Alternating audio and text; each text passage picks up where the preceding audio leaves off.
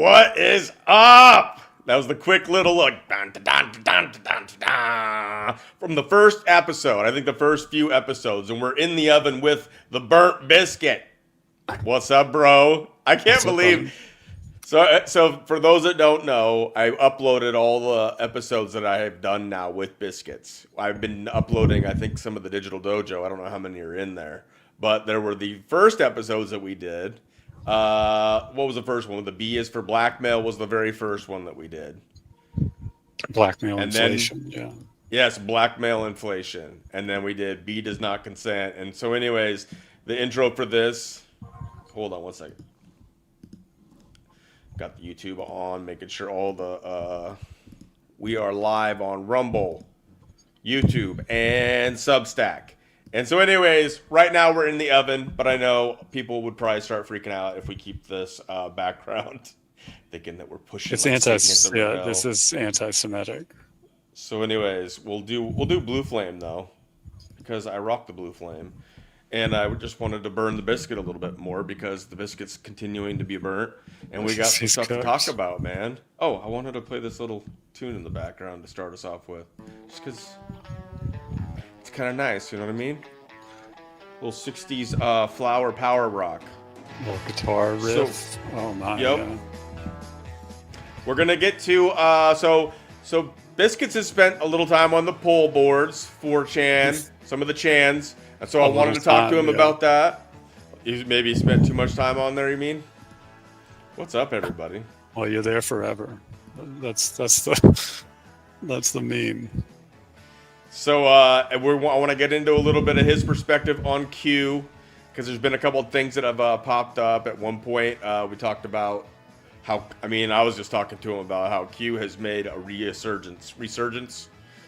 And it's going on now harder than it has ever since it had its peak. Now, it'll never be like its peak, you know. It's like the original album was released on Q, and it's the greatest album of all time for Q. However, this second album that they're finally putting out is doing some numbers, and people are paying attention.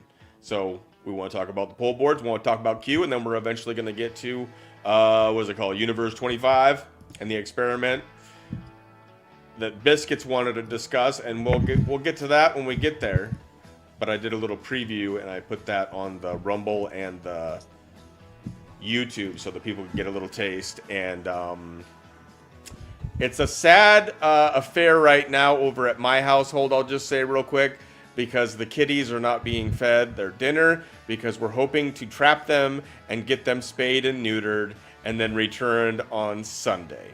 So if anybody that's been caught up with my feral cat situation at the homestead, tonight is the toughest, and then we'll see which ones actually get into the cages, because I saw the cages when we were trapping skunkies. And some of you might not have any idea what I'm talking about. But if you watch the coffee shop talks, I've talked about it a little bit in other ones, but I just wanted to let you know that it's a sad affair right now. This is keeping me busy, and I'm thankful for Biscuits stepping up and doing this one. We were going to have Mike Gill on, so prayers for Mike Gill, because he has still gone dark, and I think he's exposed some stuff that's pissing people off, and we'll see when we hear from him. And Biscuits, this is episode 5. Are you ready? We got so many different, we're counting so many different things. Episode 5, you say, okay. Well, this is the thing that I try to keep them separate, because we're not doing the wheel, we're not doing the gong show today, so I want to keep it separate from the Digital Dojo. But this is how we started out. The first video that we ever did, we didn't do it live. We just did a recording. It had that little jingle that we got at the beginning of this one with rock guitar, and I want to keep them separate. And then on the YouTube, I uploaded all of the episodes that we've done outside of the Digital Dojo show. I guess technically we've also done some videos. We did one with Dean that you were on, and you introduced Dean to me. So prayers for Dean as well with the situation that he's going through. I suppose I want to keep these separate. We're now known associates of Dean. Yes, Dean, right. who's being hounded by the Secret Service right now. Well, yeah. Well, prayers for him and Mike. Yep. But it's a daunting enemy to face, that's for sure. Yeah, we might be on, like you were saying, we might be on their list now. So if the Secret Service is watching, hi guys. I've done. I would consider myself very lucky if this recent conversation with Dean is what has gotten me on any lists. You know, Everybody. I'd have to reevaluate a lot of experiences I've had if I only now got onto a list. Right. I figured that we were on. I figured I was on a list when I was covering Pandora's Box and Mike Gill, and then I figured I was definitely on the list when Biscuits came on, and now we've got to I be think on the list by I now think at with this Dean. point This it's is safe to. cold brew coffee, mud water. I know it doesn't look sexy, but it's delicious. Cold brew I, coffee. I think it's safe to say that you and I and Dean and Mike are probably on lists of people who started showing up on a variety of lists. I mean, that's how listed we are, I think. And Sabrina too. I'm sure she's on lists of the listed. But anyway, Billy Hart saying, Liz is saying, I just hope they can spell my name correctly. Right. If we're on a list, they better get our names right, damn it. And yeah, man, we got to be on a list by now. They got to be watching. So we invite that. But yes, so there's a lot of people. So I was going to get on the poll boards and check more of that out. And then I had a conversation with you, Biscuits, and you scared the shit out of me, and I didn't want to do it because I don't want to mess up my computer. A lot of bad things can happen when you mess around on the poll boards or 4chan well, boards look, or I mean, whatever you want to call them, right? nothing necessarily bad is going to happen there, but you know, there are sort of built-in limitations to it that get changed pretty regularly with respect to like, you know, the type of captchas and stuff that you've got to do to log in, and also the type of content you can post on certain boards. Like on poll, you know, they've removed the ability to post videos with sound, and then, you know, changed the video formats that were allowed to be posted many years back. I mean, it's an exhausting thing to do if you didn't really teach yourself to use it. I mean, there used to be a thing called Usenet, USE.net. Were you familiar with the Usenet? No. No, I don't know anything about the Usenet. Was that kind of Okay. like the boards? Yeah, I would say people that were familiar with Usenet and IRC chats. You know, I mean, 4chan originated as a board for like what later I guess became Weebos. They were referred to, which are like, you know, Weebas. Weebos or Weebos? Weibos. I don't really know how it's That pronounced. sounds familiar. It's you know, it's like American kids that get really into anime and want to move to Japan, Right. or you know, like that's the type of whatever. So it was like an anime image board, um, and it just, you know, the like Reddit in a lot of ways. You Yes. have the main board, and well, but they'll be very upset if there's sort of a type of class war between 4chan posters and Reddit posters. Like if you make a 4chan post, uh, there's distinctions in between the ways the text that you enter show up in the post, such that the habits that people build interacting with the posting portal on Reddit cause them to oddly space their posts on 4chan. Therefore, on 4chan, that is an easy way to identify someone who primarily posts on Reddit, and it will cause everyone to just abuse that poster and not take what they're saying seriously. I mean, that's how intense, you know, like you get, if people find out that you're a Reddit poster contextually through the content of your post, you will receive abuse for that, and your credibility will be greatly diminished. I mean, Oh man, there's so many things. So if you guys don't know what the poll boards are, that's basically. So how does it work? So well, this is a I mean, new the world for site me is too. Well, I mean, like all I this understand. Hold image. on, one second. Let me get this out because there's 4chan, and then there's 8chan, Yeah. and now there's 8kun. What the fuck is the difference? Is it just a different platform, same kind of shit? Well, there's thousands. There's thousands of chans. I mean, innumerable, and there's a lot of unindexed chans. It's just the term that gets applied like Kleenex does to all tissues, where you would say, an image board is a chan. Like, it's for channel. That's what chan is short for. Almost like a radio station? Yeah. Well, yes. I mean, from like the Usenet and the IRC channel days, it's just sort of a mimetic evolution of naming this image board and these types of image boards and discussion boards. And there are many that don't have this format, but this format is one that's like open source. And 4chan, I think, just became the most popular and kind of got selected somewhere along the way by various military intelligence groups that began to utilize it. And therefore, like with all of these people, these influence that you're talking about, posting about Q and whatnot, when the intelligence networks or a intelligence network starts to utilize a website like that or any sort of social media forum, they also bolstered their control of it, and they elevate it in terms of its popularity, right? In order to get the maximum utilization out of it. I mean, as a tangent, sort of to that, the Tor network, which is, or the Onion network, as it's sometimes referred to, was developed, of course, by DARPA, by intelligence networks utilizing various servers at universities and other institutions around the world for the purpose of bouncing communications around in order to essentially obfuscate or totally obscure one's internet traffic and the traffic on the network itself. So that's a military intelligence network that gets then publicized and ostensibly utilized for dark markets that sell drugs that these same intelligence networks work for a government that has outlawed all of these drugs. So, I mean, you have military, I'm saying this is the archetype for the system, is something exactly like Tor, where a tool is either developed or commandeered by intelligence apparatus, and then it is implemented at a large scale through their ability to market things to people, essentially.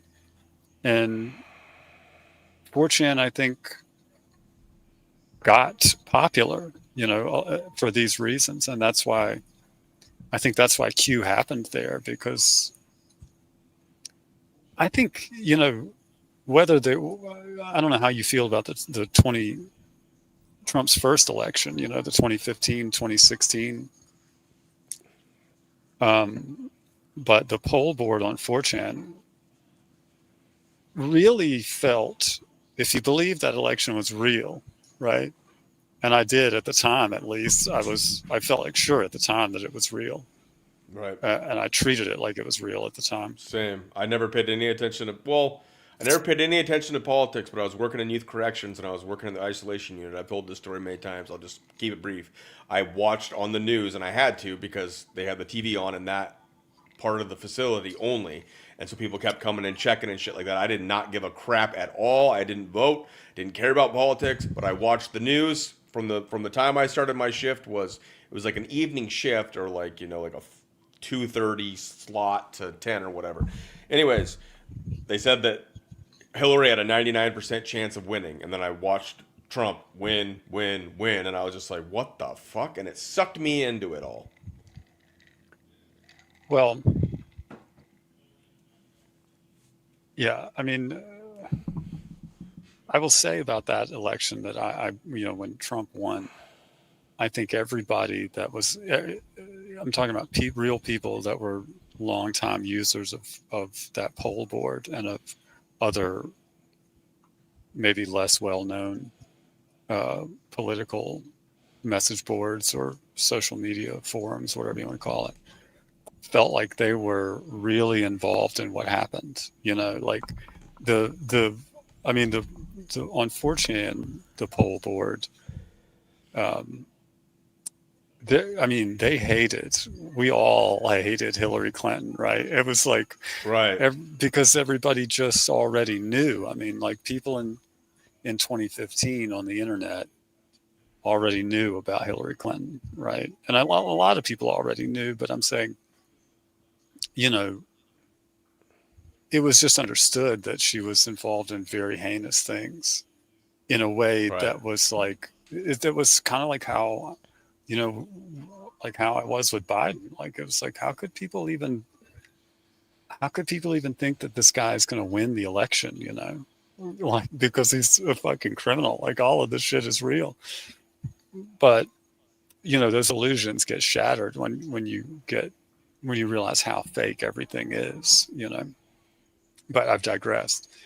The point of what I'm saying is I feel like the people that posted on the poll board for a purpose and out of passion because they're trying to share information about all of the corrupt things that were going on since. And there was a huge swell of interest and support on that board for Julian Assange and that whole Yeah. sort of effort. Because You know what I mean? WikiLeaks was huge that time. Right. And people on that board really did spend, I did myself, did spend a large amount of time combing through those WikiLeaks documents and putting together. Every thread that gets posted on 4chan by a person like myself or myself, like with the vaccine stuff, with Hunter Biden's laptop, it is basically a presentation that you make for as long as the interest of the board will keep the post bumped and keep it from getting slid off of the board forever, right? So like you commit your time to it, you've got all the images there, you've got text that's already typed out, ready to copy and paste. Because in order to keep a thread alive on that board, especially about something that's being targeted, if they don't have the ability to moderate it away or to get it banned, one of the things they'll do is just set up bots that just start posting all sorts of other threads and bumping those other threads so that it basically becomes everyone's responsibility to keep a thread alive, even though they're trying to slide it off of the board or otherwise, get rid of it. And so you really have to invest in putting together something that isn't going to be there tomorrow. Like those, that's why the couple of the Q threads that I was actually in, which I guess the first one was like October 28th, right, of 2017. And I wasn't in them all, but these things were open for many hours and being bumped and kept alive. And the original poster, which I guess we'll just refer to as Q, was responding back to people, to commentary or whatever. Right. And But wasn't so, officially Q at that point, right? In the beginning? Well, I guess at that point, yes. Well, no, the first like 60 some posts or something like that don't sign off as Q, but they yeah, were known as I'm Q. saying, well, no, I'm saying that once the trip code started getting Yes. used, okay, Yes. that's all what I'm referring to is the original Q trip code posts. Okay. Can we Do you back understand up what a I'm little bit saying? before we go too much farther because I feel like I'm getting lost in the weeds a Sure. little bit where you're going. Okay. Go ahead. For one, is this what I'm pulling up here? Is this the? I mean, I don't know what this is. Is this plebs? What is this? Well, zoom in if you can. Can you zoom in? Yes. Yeah. So, for plebs is an archive. See those? See where it says archives up at the top, and then there's brackets, Yes. right? There's a lot more boards on 4chan, but this for plebs archive only archives the boards that are listed there, of which poll is one. Yes. So that's the poll board, and so And I this think this post, is the original trip code that got released yeah, because there's still some psychopath that has this trip code and is posting as Q. They just post crazy shit, but they have the original tripcode, and so they call themselves Q. So they're still posting to this very day on whatever the poll boards, I guess. I wanted to just share that because when I first started investigating Q and this stuff, and I was a big Q believer, I got sucked into it in late 2019. I don't want to get into that part of the story, but I believed in all of it. I believed Q was the plan to save the world. I really did. I believed in the Joe M videos. I got sucked into it, but I never got on the poll. I want to clear up. What does it mean that you believed in Q? Like, what does that mean? I believed in Q to be the plan to save the world. That Q was a military operation running in the background in secret, taking down the cabal, and that Trump was Q plus, and that they had confirmed that with the people that were actually following the Q posts, and that Q was giving us crumbs so that we could put pieces together and understand what was really going on in the world, because the world was about to change for the better, meaning the banking system would go down, a new system, financial system would come in, justice would finally happen, we'd see mass arrests, so many would start getting arrested that we'd see a suicide weekend where a lot of these guys would take the coward's way out and just end their lives because they knew that their time was done, and that we would see a brand new world. And that was Q, the plan to save the world, which is still being pushed, like I said, hardcore, at least on X and Rumble and some of these platforms that are more conservative, especially. Yeah. Okay. Fair enough. I mean, that's a lot to associate with it. I mean, I get what you're saying. I just that is it, man. Some of it towards the end. Some of it towards the end, I understand, but I would think a large majority of it, I mean, the first part of it, none of that has been disproven. I mean, it hasn't been proven, and it's certainly dragged out longer than, I mean, I admit to you, I had decided that I thought it would be over a long time ago. You know, it's something like what you've described, that like, but essentially, to put it as briefly as possible, I had decided that the treason would be remedied publicly prior to, I mean, the whole Biden administration thing was the hardest farce to watch, you know. So, I mean, I can empathize with that. But I think as far as the plan to save the world, I mean,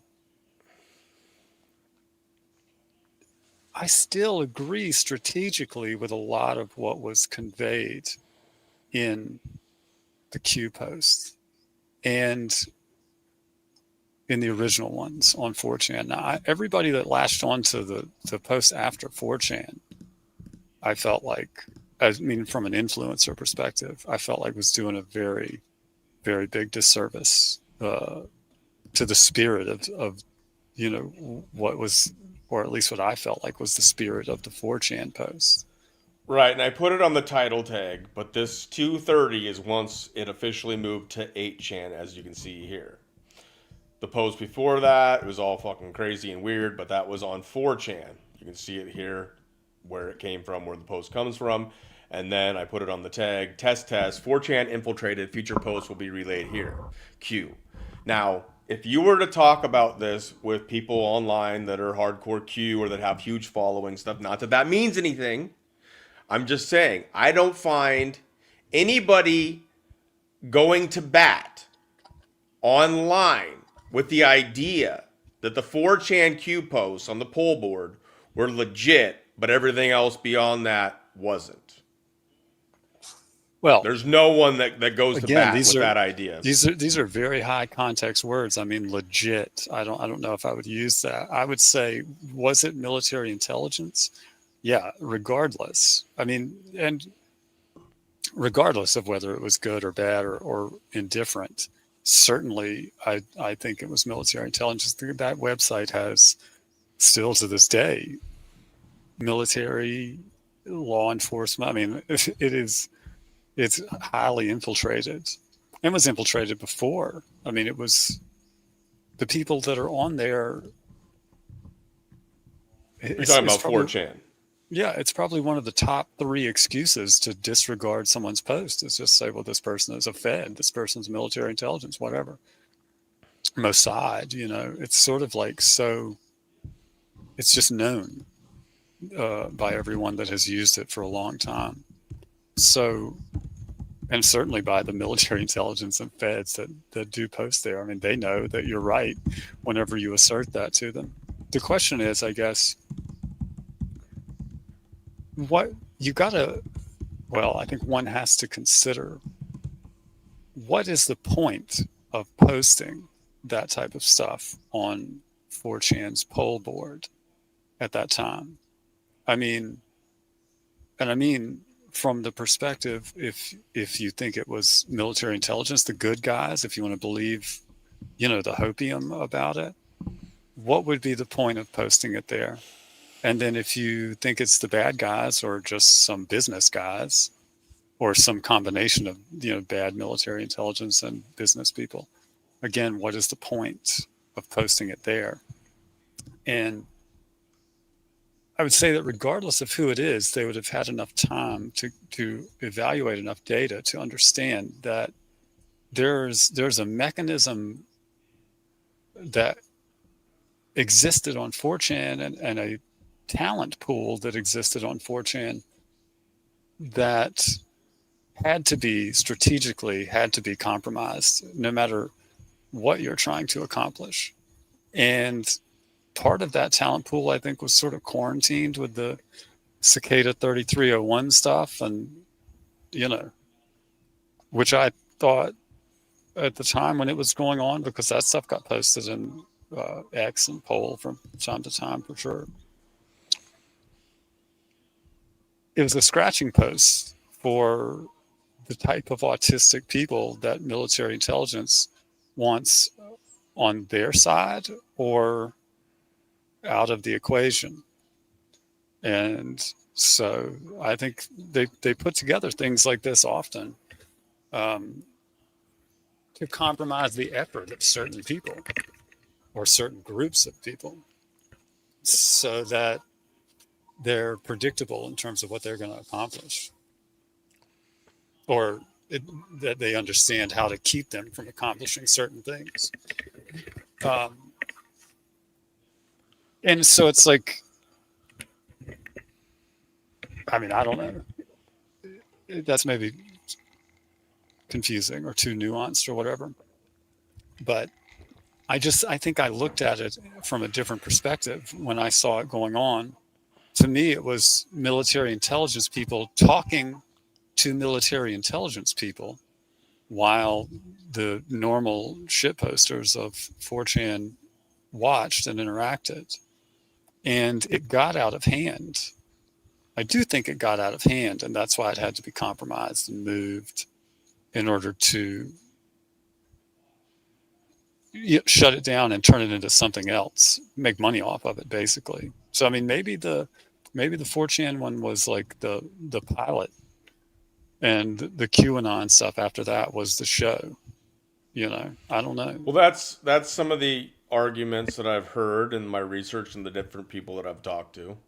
I am not necessarily in any good standing with the gentleman most of us would know by DeFango, if you watch those interviews that I did with him. Anybody on my channel, regardless. He claims to have come up with the idea and been part of it, but he would never really commit to saying if he actually wrote any posts, never really acted like he actually wrote posts, that other people wrote posts, but he came up with the idea and was part of the group and think tank that came up with the idea of how they would engage people, because the question is, even with the 4chan post and the very first one, the very first one, bro. This is what I wanted to know. Were you there at the time, and did you see this? October 28th, yes. Yes, but this is saying Hillary Clinton, and this is a post that was on that poll board, right? And then this person that became Q is responding to them, but they say Hillary Clinton will be, and this arguably would have been some military intelligence for one reason or another putting this out there to get attention, to what? And then now the Well, you idea have is, well, to. we don't know if that didn't happen because it could have happened, and now we're seeing a double and a clone, and it's like insanity. But Right, but you also have to think about everything that I mean, military intelligence doesn't do things for no reason.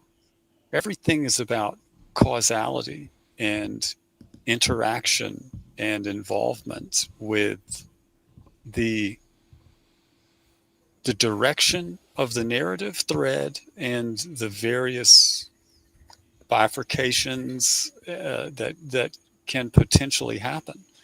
So when someone goes to the trouble of making a statement like that one about Hillary Clinton, right? And then all of the subsequent posts, which served essentially to give everyone the impression that this was a legitimate military operation. I mean, that's the impression that you got. It was the impression that I had. Hey, this is military intelligence, and at the very whatever, it's an interesting move for them. It could be a leak. It could be a real operation. That was how I was evaluating it at the time, right? But the longer it went on until it was compromised, the longer it went on, the more the information that came out and the more the content of the post, the structure of the post, and some associations with things that were going on, and of course the underlying disdain that everyone had for the corrupt nature of Hillary Clinton and everything that she represented was there. That was the undercurrent. People got the impression that this was a legitimate military operation, one or the other. I think that was the intent, and that adds veracity to that first post. Like, put that first post back up and let me, if you can, the HRC post. mm-hmm. And let me reiterate what I mean is that by the time those Q posts were done, a couple of months or however long it was before the thing was compromised, the body of the posts had lended quite a bit of legitimacy to the assertion that this was a military intelligence operation, at the very least, to post this stuff. Yes. And now I'm saying, think about from a cause and effect perspective, how the content of this post would affect organizations like the Secret Service, for instance, who is charged with protecting Hillary Clinton, right? That's their remit specifically because she was the wife of a former president and she was also Secretary of State herself. So she is an individual that the Secret Service is, by law and by oath, bound to protect, who is now being threatened by what appears to be a legitimate military intelligence source that has a lot of other intelligence, and they're making assertions that she's going to be extradited. So, I mean, this, if it was real, it had an effect because the first people that saw this are people that use 4chan's poll board all the time, like myself and others, and the military intelligence people that were obligated to use it all the time because it was part of their job description, part of their operation. And other people that know about it because of military intelligence or because of the recent election, which made it more popular than it had ever been, much to the chagrin of a lot of people like myself who were kind of annoyed when it was filled with people. But it was people that were interested in what was going on for a good reason, and it felt like it had good effect whenever Trump won. But I'm saying, consider the poll posts, or at least I do, the Q posts on poll. Consider the effect that they must have had on federal agencies and organizations whose jobs they affected. And the assertions that were in these posts would have implicated quite a lot of people that were actively working in organizations that would perhaps have had no idea that this particular operation was going on, even if it was being done by people that were on their side. I mean, you can't really say that all the corrupt people in the DOJ and the FBI know exactly what the corrupt people in the CIA are doing on media at all times. I mean, that's absurd. Maybe they have clues and keys and stuff they can put in there that certain people that are clued in can understand contextually, that you have to read it some different way. But I don't think any of that was really there on this Q thing, which is one of the things that made it so distinct from a lot of the other bullshit that you would hear or see in places like Reddit and other social media. But and maybe I've gone on too long about that. If you have something else. Yeah, well, there's a lot of things. Like I feel like you have like a mind that maybe doesn't understand that most people have no fucking clue what you're talking about. Oh So the shit. poll boards, if you understand any like some of the not any of the platforms, but Facebook, people post on Facebook that are used to that one. Maybe some people have been involved with Reddit, a place where you can post shit like this, where you post mostly textual stuff. I think you can post pictures and stuff on there and little videos and gifs and stuff like that. But this was a place where you kind of opened my eyes because I used to say like when I first started questioning it, thinking about it logically. It didn't make sense that Q or a military operation to save the world would use a board like 4chan that seemed like a sewage of porn and depravity where most people you wouldn't want to ever go to. And you made the idea that, well, if you had something valuable, you'd want to hide it in a place where people wouldn't likely search for it or think that you wouldn't put it, and that would be like a sewer or something like that. So it's like okay, that makes a little bit of sense. But as far as this goes, do you like, because I believe this, so let me show you Defango for the people that don't know, and maybe you never saw the videos, maybe you're new to the channel. I did research on Q with various people, but this is Defango here, April 4th, 2025. I had gotten into it with Defango. I told him I think he's full of shit. All this stuff, and then he's like, none of you guys will have me on, and I was like, fuck you, bro, I'll have you on. I had him on. He gained my respect by just showing up. It was cordial. It was a good conversation. I don't remember exactly when he came out, but I thought it was even December of 2017. He was already coming out and maybe it wasn't 2017. Don't quote me. It was early on at some point. Defango was going out and saying it was all a LARP.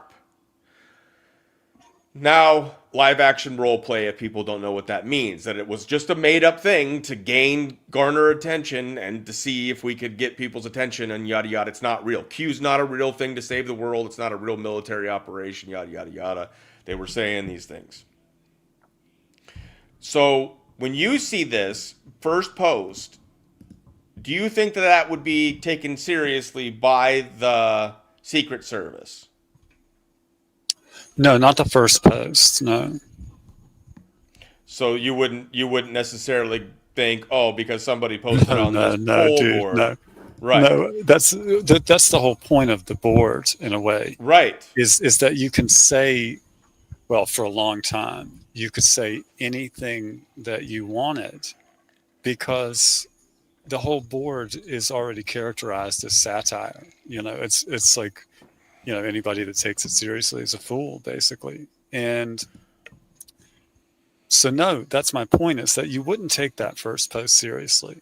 But if you followed along and took all of the posts and read them and considered them in the context of what was going on and what had been going on, and I think then you had to take it seriously, at least. But that's why that it got so popular, is because fundamentally the kernel at the center of this thing, the seed of it all, those original Q posts, resonated with a lot of people who thought that they were on the golden path, right? I mean, these are people that have come through the 2016 election, myself included, or the 2015-2016 election cycle, and Trump beating Hillary Clinton, and the absolute misery of the mainstream media, and everybody that was so dejected about the suffering. It was like such a nice change of pace. And then to see this stuff coming out in 2017, it felt like things really were moving at that pace that you're talking about, where all of this should already be done now. You know what I mean? These people we should have already had the trials, hanged them all, and moved on. You know what I mean? And start building shit back up in a way that isn't corrupt. from Well, that was the a lot of bottom the up. narratives that started to pop up, and Q never addressed them, making me Well, feel Q like whoever again. was behind Q didn't really give a fuck about all the misinformation that was being put out there. It was like misinformation necessary. Therefore, you can say anything you fucking want, and then you can just write it off as misinformation if it doesn't come true or if it's not accurate. And that is what doesn't make any sense if you want to talk about good guys, because a secret military operation is also, in my opinion, from what I can tell, and talking to guys like Space Force Chuck, and not that I don't want to get people pissed off at Space Force Chuck because a lot of people don't like him or don't like the way that he's approaching it or whatever it is. It's not constitutional to do a secret military operation, even if you're saying it's for good. Because then bad guys could do a secret military operation and take over at some point. It's just, you set a bad precedence. It has to be done by the book, it has to be done by the jury of your peers. And people have to be able to see what you're, I mean, obviously there's military operations, and you're not going to tell the American public we're going into Vietnam to do such and such. I get it, and the military's been corrupt for a long time. That's another thing about this whole idea that it's a military operation. How do you not hold the military accountable for all the child trafficking and the human trafficking and the corruption and the running of all kinds of drugs, guns, military equipment, and all that kind of stuff? How do you not ever hold them accountable? How do you Well, ever have a good military? there aren't any judges and district attorneys that will assemble a grand jury for any of those crimes. There is no mechanism, there's no system of individuals to deal with the crime of treason. And treason is so rampant that I think the system it's like sepsis in a body. And it would have to be dealt with in a very asymmetrical way. And, if you're not talking about a World War II or World War I type war, then if you've got to redefine war, then you've got to redefine casualties of war. And I think in psychological warfare, the casualties are going to be people's hopes and dreams. I mean, right. And we're talking about something really serious, but just pause one moment, Biscuits, and hold that thought. Thank you, Brandon. So I set a goal. I've never done this on YouTube, but I set a goal if one person did a super chat for $10 or more, I'd smile all big like or something like that. Because it's like, what would you do if they achieved this goal? So we had confetti fall in the live chat on YouTube. Brandon, thank you for the super chat. We reached the goal. That was the first time I've ever done that. So I just wanted to say that. But I'm not sure where you're going with this stuff, Biscuits. I don't know. Well, I'm saying if an organization knows that 4chan is compromised by multiple different intelligence agencies that are effectively using it to control social media narratives on derivative but more popular social media sites like Facebook, Reddit, Twitter, right? If you can evaluate and say, okay, I need to, as an intelligence agency, whether you're good or bad, you see that this mechanism is working. You see how well it's working and how well it is connected. And you definitely see that after the 2015, 2016 election, the potential of it. An easy and effective way to go in there and determine who your enemies are, and I'm talking about intelligence networks that are also operating there, is to do something like the Q operation. Because the same thing that you're complaining about, that it caused this groundswell of people to take it over in sequence, of agencies to take it over in sequence and to run with it and to grift everybody or whatever. It has been, in terms of the data that's been able to be acquired about these networks, the most effective honeypot of counterintelligence operations in the United States and abroad that's ever happened. But people don't look at it like that because people got grifted by these people about something that resonated with them emotionally, which was remedying the treason and corruption in our government. So they feel negatively about it. and it's understandable. I But don't see any reason to think anything positive has come from it, bro. right, because again, I'm telling you that it's better to know the people that you shouldn't trust. And the Q operation, as it played out, because of the way it was demonstrably compromised on 4chan, and because of how every organization and entity that ignored that fact and ran with it anyway and made up new stuff about it, you can know in a very binary sense that those organizations are fraudulent military intelligence or foreign intelligence operations, that they're not legitimate, genuine people, and those are not their real feelings. Because everything that is QAnon, everything that is based on anything apart from those first 4chan posts is a fraud. And so everybody that's pushing that stuff is either ignorant of the fact that it's a fraud because they didn't really go and look at the 4chan posts and read them and try to understand how that played out. And or maybe they didn't just listen to Defango and say, okay, the whole thing is a fraud. There's no question about whether or not the QAnon stuff, the posts after the 4chan tripcode was compromised, are fraudulent. There is a question about whether or not the original 4chan posts were intended for a good purpose or not. Regardless, it functioned as a honeypot for corrupt counterintelligence agencies and operations. Yes.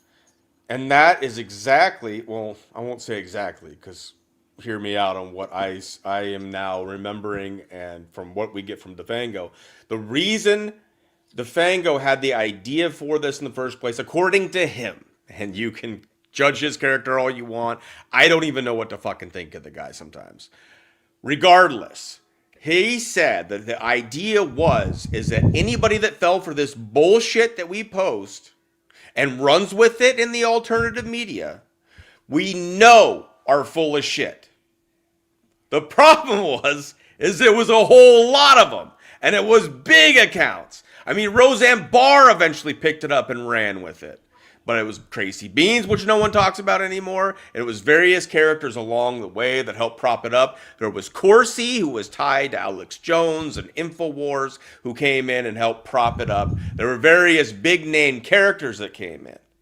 Now, in Defango's, and the idea, say Defango's full of shit, but the idea was to bring out these bad actors. Nobody eventually came in and called out the bad actors. No, it turned into the biggest fucking grift that probably has ever happened in digital media, and it's still going today. The idea of now a lot of conspiracies have gone mainstream. The idea of masks that the CIA used and actors, the idea of possibility of cloning, cyborgs, AI, and all this stuff, all these alien stuff, all this holographic, Project Bluebeam idea, all that all of a sudden becomes a possibility because the military is telling you that they're taking down this evil cabal or the deep state or whatever you want to call them, the neocons of the world, and it's happening, and we're about ready to be set free from our freaking prison that we've been in for centuries.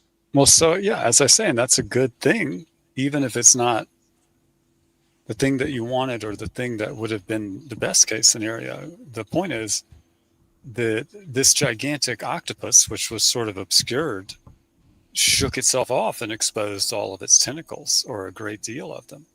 And I think it's always good when your enemy exposes the extent of their abilities. It's especially good when they expose the extent of their abilities reacting to something that you manufactured, which is fake. I mean, you can't get a better ROI on energy expended than making some shitposts on 4chan and then having your enemy's entire COINTELPRO network in your country identify itself within months. I mean, if that was indeed the purpose, then it served its purpose well. The fact that there's no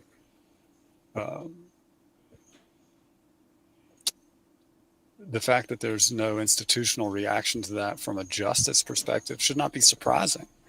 I mean, it's federal election fraud is legal. Treason is legal. I mean, trafficking kids is legal. Somehow we have judges and district attorneys and law enforcement, but all this shit continues to go on. Nobody does anything about it. So, I mean, it's de facto legal. Right. I think we've established that with other conversations that we've had. But that's not the fault of whoever was posting that shit on 4chan necessarily, I guess, is what I'm saying. Whether it was real or fake or, I mean, whatever. The fact that all of the systems that we identify or that we rely on in our heads in the hypothetical sort of abstraction of the country that we keep in our mind when we make our plans for life, etc. The fact that those systems are in reality short-circuited, malfunctioning, and comprised of individuals that don't belong there and are too compromised to fulfill the requirements of the role is a separate issue that's got to be dealt with somehow or another. And I don't know how, the only way you can do it is get good people to join the government and shake the bad people out somehow or another. And I kind of feel like that's what Trump has been doing. And it's just like one of those processes that's so slow. And I think I've just come to terms with the fact that, like I said, there are the casualties of war in a psychological and digital war are just not going to look like the things that we have been programmed to imagine casualties of war looking like. It's just going to be people who are fucked up from it. People that nobody even thinks were really involved in it, you know, maybe will be fucked up from it, injured and damaged in ways that don't look like what you see in war movies, you know? I mean, and I'm not saying that like, that's not like the conclusion that I came to at the time. I mean, I went through the same sort of stages of grief about that operation not playing out in some way that was real and was satisfying. So, I mean, I empathize with you on that. I wanted it to be more than it turned out to be, but I still, in spite of that disappointment, I try to be dispassionate when I think about what it turned out really being, regardless of who did it or why, what really ended up happening from it. And I mean, I hear you, like perpetual exposure with no justice is wearing pretty thin. But I feel like there's more people upon whom it is wearing thin than there has been before. I just feel like so much of this bad stuff has happened that it creates a much more broader spectrum of people that can feel legitimately victimized by corruption, you know? I mean, you've got straight up lefties like out in the street protesting Israel's compromisation of the federal government, you know? It's weird because like not everyone is correct in their reasons for doing what they're doing, but it's like, you know, it's just psychological warfare, man. I mean, I don't know how else to say it. You've got to take everything in that context. Yeah, I just don't see any good in it. I'm gonna keep on inviting there to be some discussion with some of these guys, whether it's like the Joe Rambos, the Dave News Treasons, which they'll never talk to me. But I would love to hear them try to talk to you about this, because all the people that are like the accounts out there that push Q would laugh at you for saying that there was any change from 4chan to 8chan. They would fucking laugh. Yeah, of course, because that's what they get briefed to do. I mean, their response is dictated by a bunch of protocols and procedures that have been developed by people that are their literal boss in the chain of command. I don't care if they laugh. I mean, those people are fucking robots. I could stand about 2 minutes of their show listening to them talk. They would be, they should consider themselves lucky that someone like myself would even consider going on their show, which I won't, because they're retarded individuals.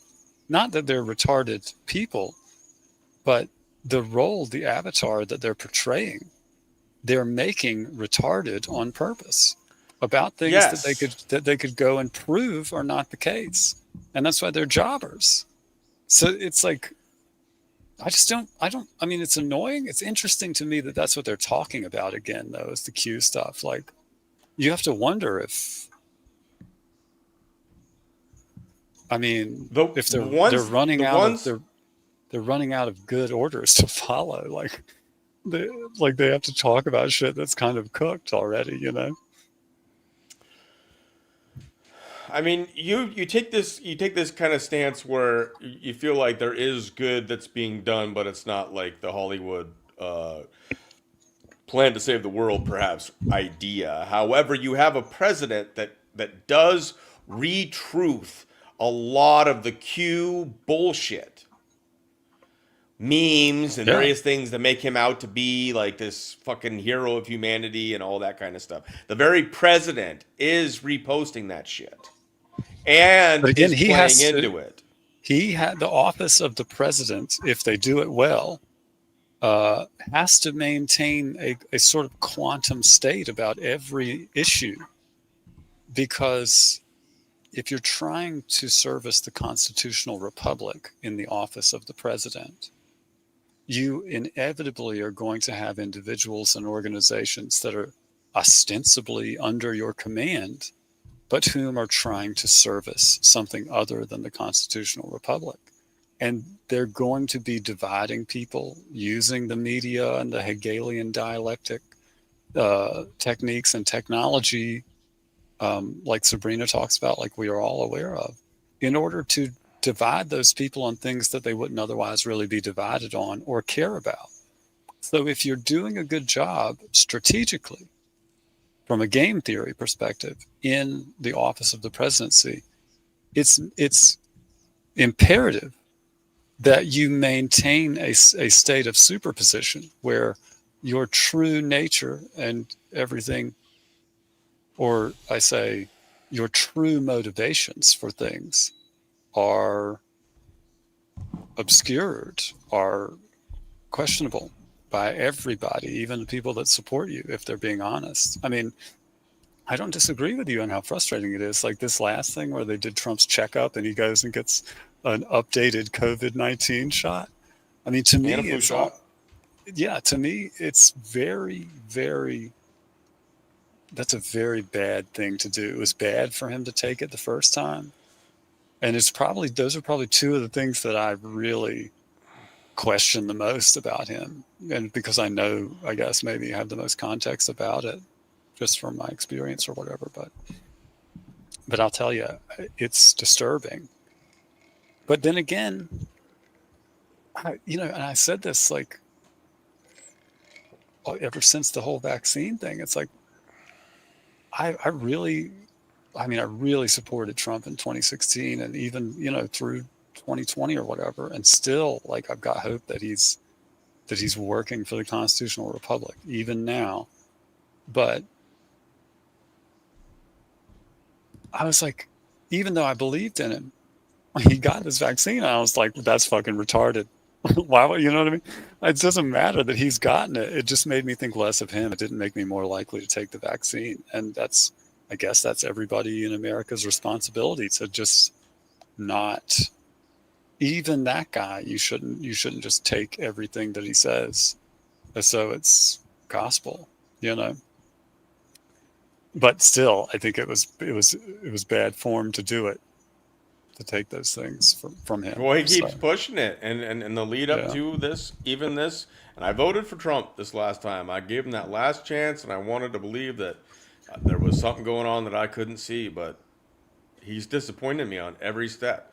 Like I've told you, like he pretty much has picked almost every person that I would not want to serve in the role that they are serving. So he's either setting them Yeah, up and to they've bring the all, whole fucking house down, or he's just one corrupt son of a bitch, and this is the retard test for the entire nation to see how long we can continue to believe, some of us that actually want to believe in Trump, how long can we believe in Trump and they make it even more retarded than more retarded? He's the father of the vaccine. He protected Hillary. He didn't want her to ever get locked up. He didn't want to set that precedent. He protected Hillary when a lot of people wanted to take her down. Like, how long can we be so fucking retarded to put our trust in any of these assholes that they put in front of us? Because there's no good people online. There's nobody like you, Biscuits, that's out there that would be pushing the possibility that good stuff could be happening, just not in the way you like. They don't have any of their good military operatives in any kind of control of any of these platforms where they would have an equal balance of retarded and what you should be listening to. So at least you have the option. It's just like the idea that Trump put the vaccines out there because you had an option. Well, the rest of the world didn't. A lot of countries didn't have an option. And Warp Speed pushed that shit right into their fucking bodies and murdered millions, in my opinion. Well, but they did have an option. I mean, everybody had an option. I mean, they could have fucking killed themselves, I guess. Some places didn't have an option. But then you got to make them do it by force or fight them to the death over it. I mean, I'm sorry to be so flippant about it, but it's not. It's a lot of countries that didn't have any guns or any means to fight back. Yeah, but you've got to make them break the law. That's the point, not you. That's the responsibility of every citizen of a government that claims that it's legitimate. Here's another one's getting floated around. Yes, he's allegedly thinking about pardoning Diddy. And Diddy should be fucking lifing it with. I mean, isn't R. Kelly fucking doing basically a life sentence? I don't fucking know. Who even knows what is real? And I don't think the last election was real. Like, this shit is not real, dude. If the government was real, treason would be remedied. I know, but that's what I'm saying. Like, well, hold on. I don't know what, I know, but it seems like you're holding on to a little bit of hope for Trump. So, like, I'm ready to, say that it's all fucking bullshit. There's nothing good. Absolutely nothing good at this point came from Q, because there's nobody out there speaking reason. There's no fucking ex-military out there that's fucking getting a platform that's being allowed to speak about how fucking Q was, to try to do something just to set up the enemies and blah, blah, blah. No one's fucking exposing Flynn's participation in pushing Q. No one, I mean, there's people exposing it, but there's no one that's allowed to have a platform that's sizable, that could compete with the kinds of platforms that are pushing the Q save the world. Everything's a movie scripted by the good guys. Everything that happens is just pantomime. It's not real. People dying over there, no, they're not fucking dying. No one's really actually fucking dying in North Carolina and all these places. No one's dying in Maui. It's just the movie, guys. It's just the movie. This is to wake up the normies so they pay attention. Are you familiar with the concept of a 51% attack? No. In cryptocurrency or in blockchain, this recently happened with a pretty popular coin called Monero, where I think it was 6 blocks were basically stolen by one mining network. I mean, it was sorted out because Monero's got a pretty big network. But the point is, think about Bitcoin, for instance. Bitcoin's ledger, and the reason why it works is because it has copies of its ledger that are all over all of these different installations and server farms where they're mining it. Okay? You understand what I'm saying? The point is, once a single entity controls 51% or more of the nodes on that network, they control the ledger itself. They control the coin. They can fork it. They can do whatever they want. Right. You've got to think about the federal government as a distributed ledger, as nodes on a blockchain network, because it has to maintain that ledger, continuity of government is the same as the concept of continuity of a cryptocurrency like Bitcoin, which has had many different forks where you end up with an offshoot like Bitcoin Cash or there was a couple different forks of Bitcoin, but there's been forks of a lot of these coins. The narrative, just like the evolution of an organism, the tree that you can trace all the way back to whatever, up the genetic bloodline, the continuity of it is what makes it legitimate. And that's why the continuity of government, whether you like it or not, exists. And that's why the LARP, the farce that we see, the pantomime, as you call it, has to exist because they have to service the narrative. That is the function of the government, is to make sure that the government exists through the next however many election cycles, 2 presidents or whatever. Because that's what people expect. That's the network. And the only way to win, whether you like it or not, is to basically do a 51% attack on it. And when I say that, I mean 51% of the nodes on the network need to be unified by whatever ideology it is. And I'm saying the ideology needs to be that the treason needs to be remedied. Because I think a lot of the problems, like with the child trafficking, because child trafficking happens for a couple reasons, but the reason that highly placed politicians turn a blind eye to it or are able to do so is because they're blackmailed and nobody does anything about it when they commit treason as a result of that blackmail. So again, I think that's a linchpin, or to use a Masonic term, a keystone to their whole organization's functionality, is that the government cannot remedy treason. And the government should only be hiring people that want to remedy treason. I don't know if that's the case. Maybe it isn't. But I can tell you that the highly placed people in government were probably already guilty of treason before, but since they've been placed in their jobs, they definitely are doing that. I mean, it's absurd to see all of this stuff, like the government is shut down and somehow J.D. Vance and Marco Rubio still flying to Israel. You know what I mean? Right. I guess I get what you were talking about with your 51% attack. I'm saying that's not happening. There's no fucking way that is happening. You would have no insight into the fact that it was happening until at 49%. No, you wouldn't. You would see it. You'd be able to see something.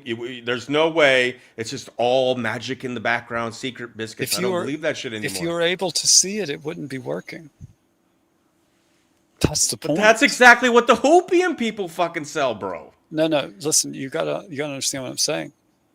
Because to do a 51% attack on treason within the government, you are doing so within a treasonous government. So if it's obvious to everyone, then it's going to be obvious to the 51% that's currently in control, and they're going to deal with it.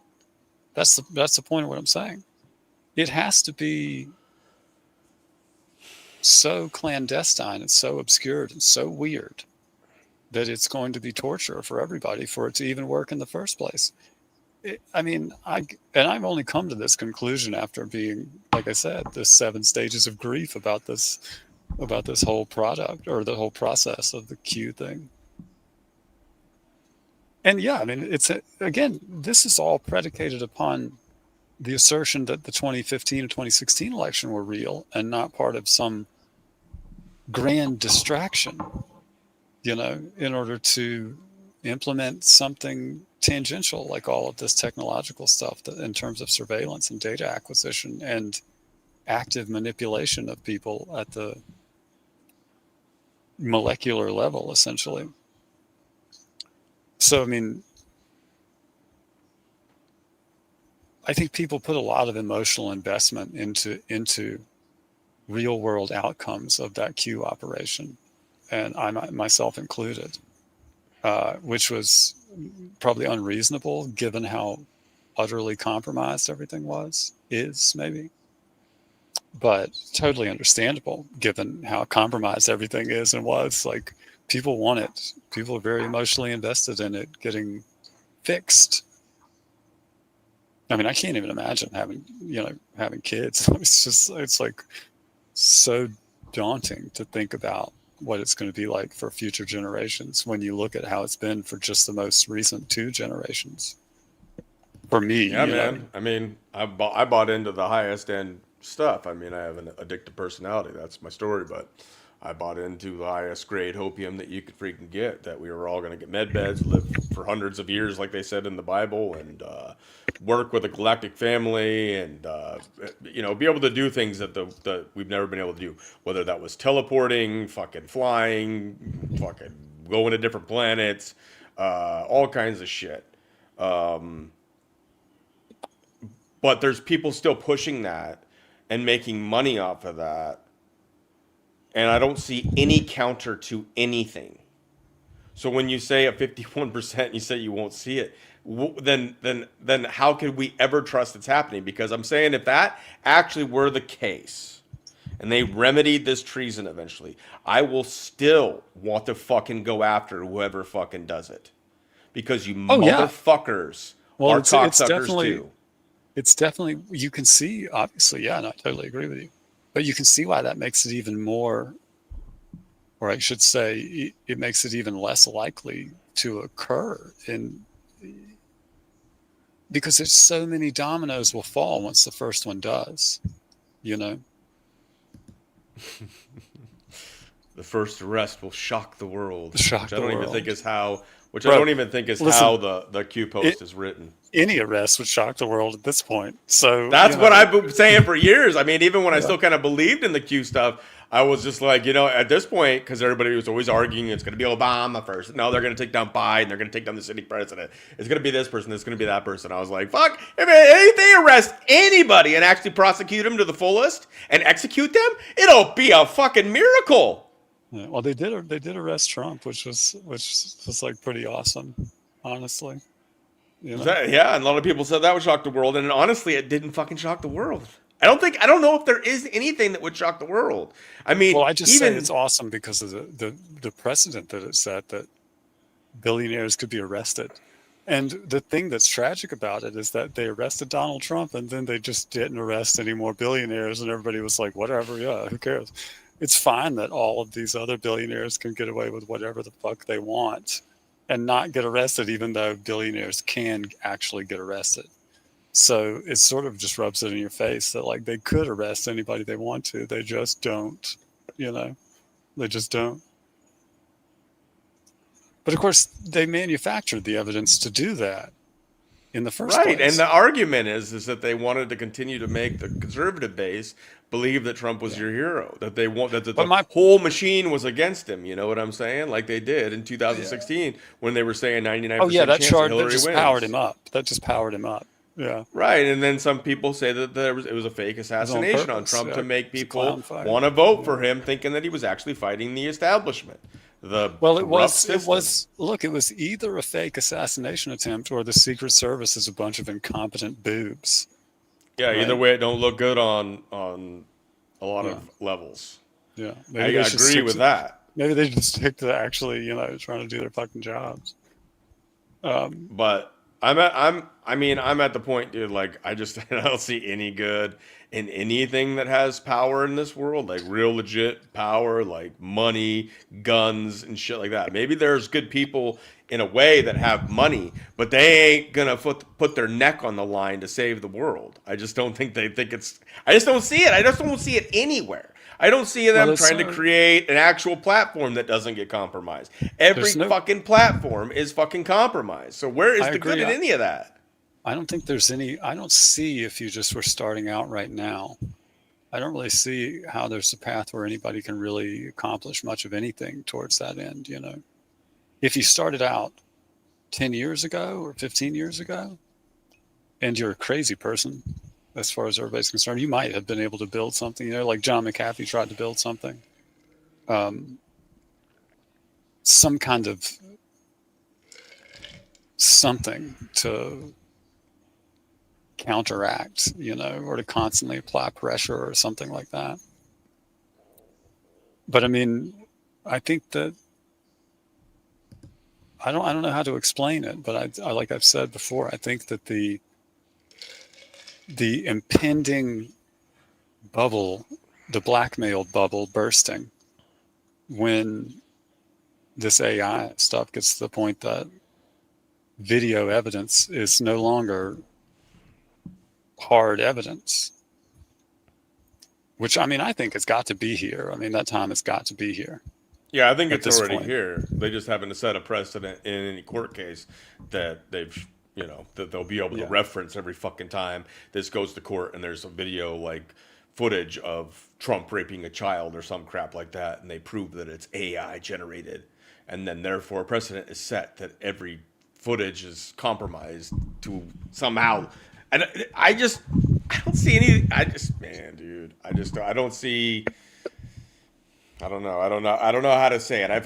But I've heard, like the ideas that have been put out there for a little while now, where it's like they did want to bring the population down to 500 million, but then there was a counter to that in the elites or whatever you want to fucking call them, or the different groups that control the world, where they saw us as a resource that needed to be kept here, and therefore the argument was that they changed that plan and kept us because they can use us for energy. We are used as nodes on the network for their internet. We can be utilized for all kinds of various things that benefit the system that they want for the future, where they just have to have full and absolute control of all aspects of our lives, which will be interesting conversation. I don't know where you're going to go with it when we get to Universe 25, but this, when I looked at it, and some of the people that saw my little promo, a sneak peek, started talking about 15-minute cities, also the idea of how populated a lot of areas already are, the overpopulation of our minds from the internet of information that has probably caused the same kind of stress that these mice went through with the overpopulation in the room. I don't want to get into the whole thing too much yet. Whenever you're ready to get into that, I thought we'd get a little bit deeper into maybe some of the poll boards and the Q stuff, but I don't know if the conversation's ever going to get to where I had hoped it would. So I'm ready Yeah. to Well, if you move do on you have any whenever you more are. questions, I'm happy to move on, but I don't, maybe I'm not really understanding. Or like I said, I don't really have a story about it. I just was there. I watched it play out and I have my perspective, and that's about it. It's not like I was part of it or, you know, claim to I know, be.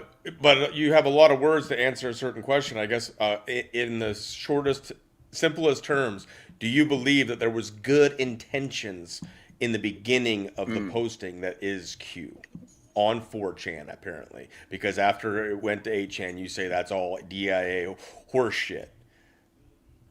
Do you still believe that the postings that happened in the beginning on 4chan had a good purpose regardless of what it looks like on the surface?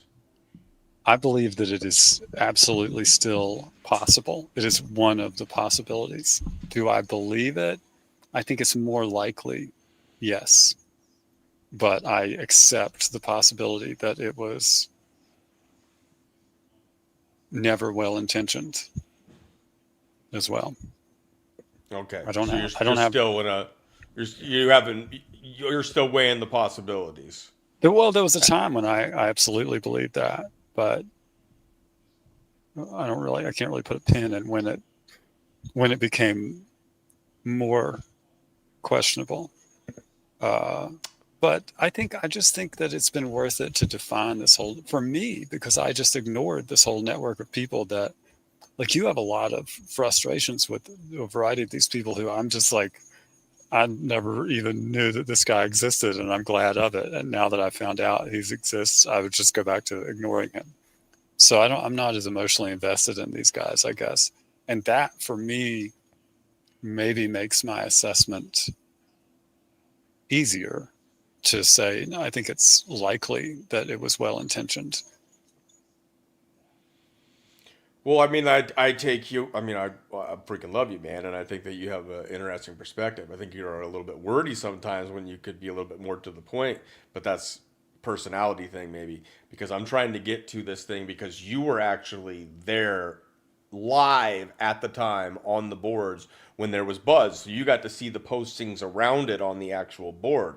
All we saw, we as in people that never got on those boards or came in later, all we saw was the Q posts, and they were put on apps and Q alerts and all this shit. So we weren't on the polls. We didn't even understand the polls. I didn't until I actually started looking into this, even understand what poll was, what really the difference between 4chan was and 8chan, and how it actually was also on Reddit. Calm Before the Storm was a forum where they were talking about Q and stuff like that.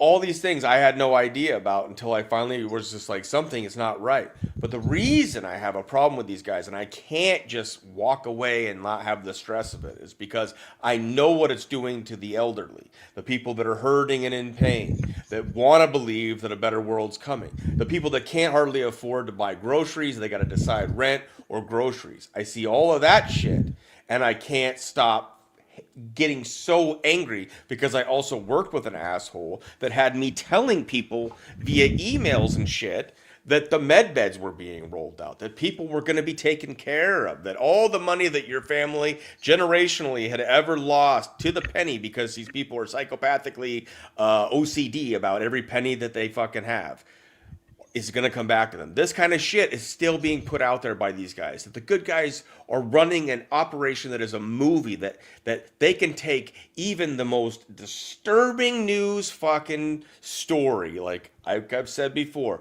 a child could get stabbed 17 times. And because that child got stabbed 17 times, it's not real. The child didn't die. That's just a story. That's a calm to us.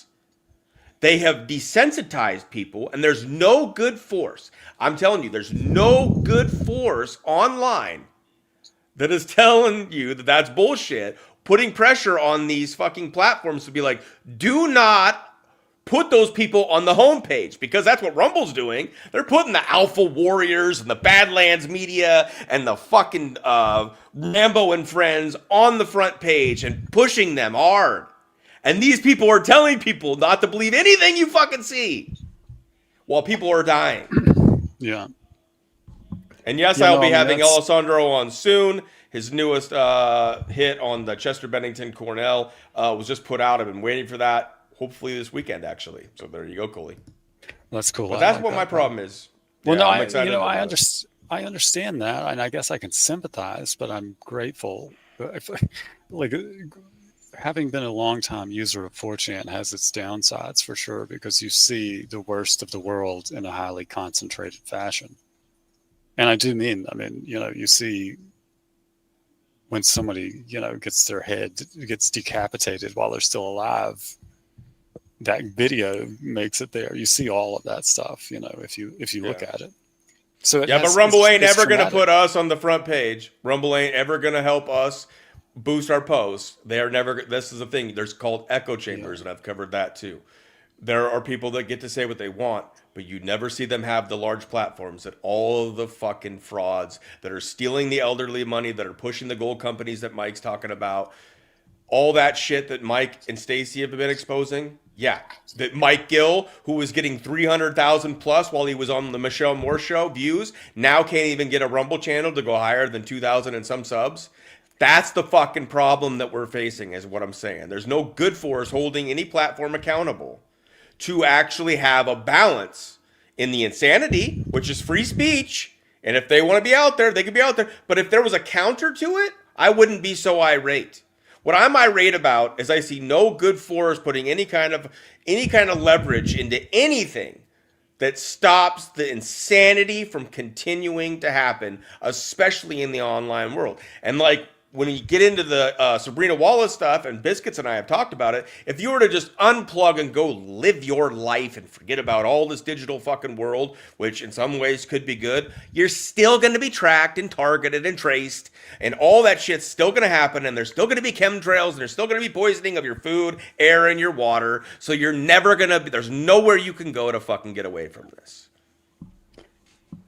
Yeah, again, I sympathize. As I was going to say, one thing that I'm grateful for about, the fact that I was there during those Q posts, it kind of vaccinated me against the entire QAnon, and I think it lends credence to the original Q post that so much effort has been put into bad jacketing them with the QAnon operations that have occurred subsequent. I mean, I guess it's profitable, and I guess there's other objectives that are being fulfilled by elevating that whole conversation beyond just bad jacketing the first Q posts. But like we say, in terms of identifying this network, it definitely has functioned for that purpose. It has also functioned to bad jacket the Q post, because you have an emotional response to these people that are associated with the QAnon aspect of it. And I think it's all the same. I don't well, put I'm any saying, difference. if you'll let me finish, you are conflating your, rightly or wrongly, your emotional response to the QAnon stuff is directed at the original Q posts as well. Yes, And it all is one. right. So, I To mean, me. if it is a bad jacket operation, then it has worked on you. Wait, If what is a it's bad jacket operation? to take something good and wrap it up in a bad jacket so that it seems like it's bad. I don't see how it can't be bad, bro. That's the thing. The second post, where is Huma? Follow Huma. Huma is living her best fucking life with Soros' son right now. Married to him. Like, I don't know. I the mean, yeah, second I hear post, how you. can you not be psychologically attacked by the idea that when you Well, first saw these because posts years ago, you thought Huma was already fucked. Hillary Clinton's fucked. Huma ain't gonna look good in the news here soon because she's connected to Anthony Weiner and fucking the Weiner laptop. Weiner's not even in prison. He served a little bit of time or some shit. Now he's fucking out and fucking living his life. It's like, I don't see how any good comes. That's what I'm just saying. And then when the people want to say there's a difference between Q and QAnon, I argued that for a while. I did.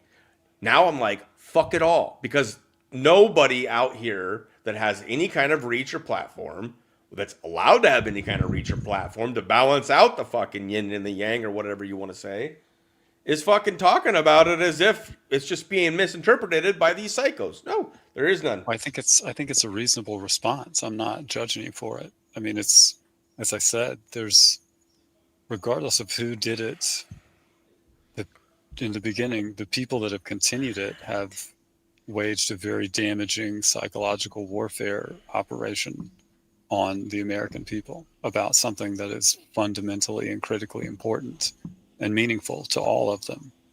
So it's a heinous and pernicious action and operation that they've run, and they deserve to be despised for it rather than made famous and rich. I think we should know whoever fucking started Q. I think we should know, and Sure. then they know who it is. Don't fucking tell me they don't fucking know who it is. Oh yeah. They, as in the intelligence fucking agencies or the Yeah, DOJ or 100%. the fucking. I think we should fucking know who it is, so that they can't keep saying that it's Trump and it's fucking Dan Scavino and it's like these fucking guys. Fuck those guys. I mean, that's just my opinion now. I'm a little bitter, and I guess there's an emotional aspect of it, but I can rationally sit and just have a conversation here and break shit down without having the emotional component to it if we want to. Well, I don't. Because, I'm happy to move on. To be honest with you, well, I'm ready. the We're gonna move yeah. on now, but I just in my closing and my arguments, yes, there is a lot of emotion behind it because people have died thinking they were going to get med beds. People have gone into severe financial trouble because they thought there was going to be Nasara Jasara. They have put themselves in compromising positions. Some people took the jab because Trump took the jab. Some people are still trusting in it because he's taking the boosters and the fucking flu shots. I don't see anything good in it, and that's just where I'm gonna land my freaking plane. And then we're gonna get into Universe 25, if you're ready. I'm ready. I will All right. say, I wanted to talk about this because, and I think it kind of is. There's an interesting segue from the Q post to this particular, this particular one of a long series of experiments. But if you were to look for this, a lot of the YouTube videos and stuff are, they take it so far out of context that it almost becomes like kind of a meaningless sort of novelty thing that you can say, hey, do you know about this? Whatever. So I like to put things into context, because that's how I think about things as part of a system. And like Sabrina always says, a system of systems and so on. So to give you some context, we'll start out with these old ass dusty interviews of the actual guy that did this series of experiments. And I'll tell you a little bit about him. I think he got his PhD from Northwestern University. And in 1954, he began his 33-year career at the National Institutes of Health. And he performed this series of experiments, I believe, under the National Institute of Mental Health. He was a ecologist, I think, and a psychologist. So there's two portions of this clip that I've given you to key up. So we can listen to the first one, which ties into what you were saying about the population reduction and whatnot. And then pause it and go from there.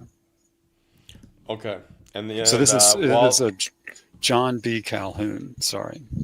Right.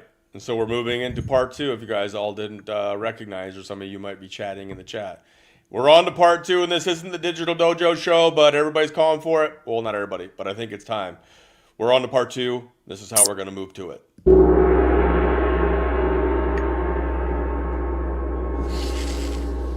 Cleansing of the air. And I've talked to Biscuits about being on the show and whatnot. I was willing to do it with juxtaposition. That guy just couldn't hang, in my opinion. But I like to have differing of opinion. All these people out here pushing the opium, they will continue to stroke each other off, and they could say the craziest shit in the world. Like, I can see that.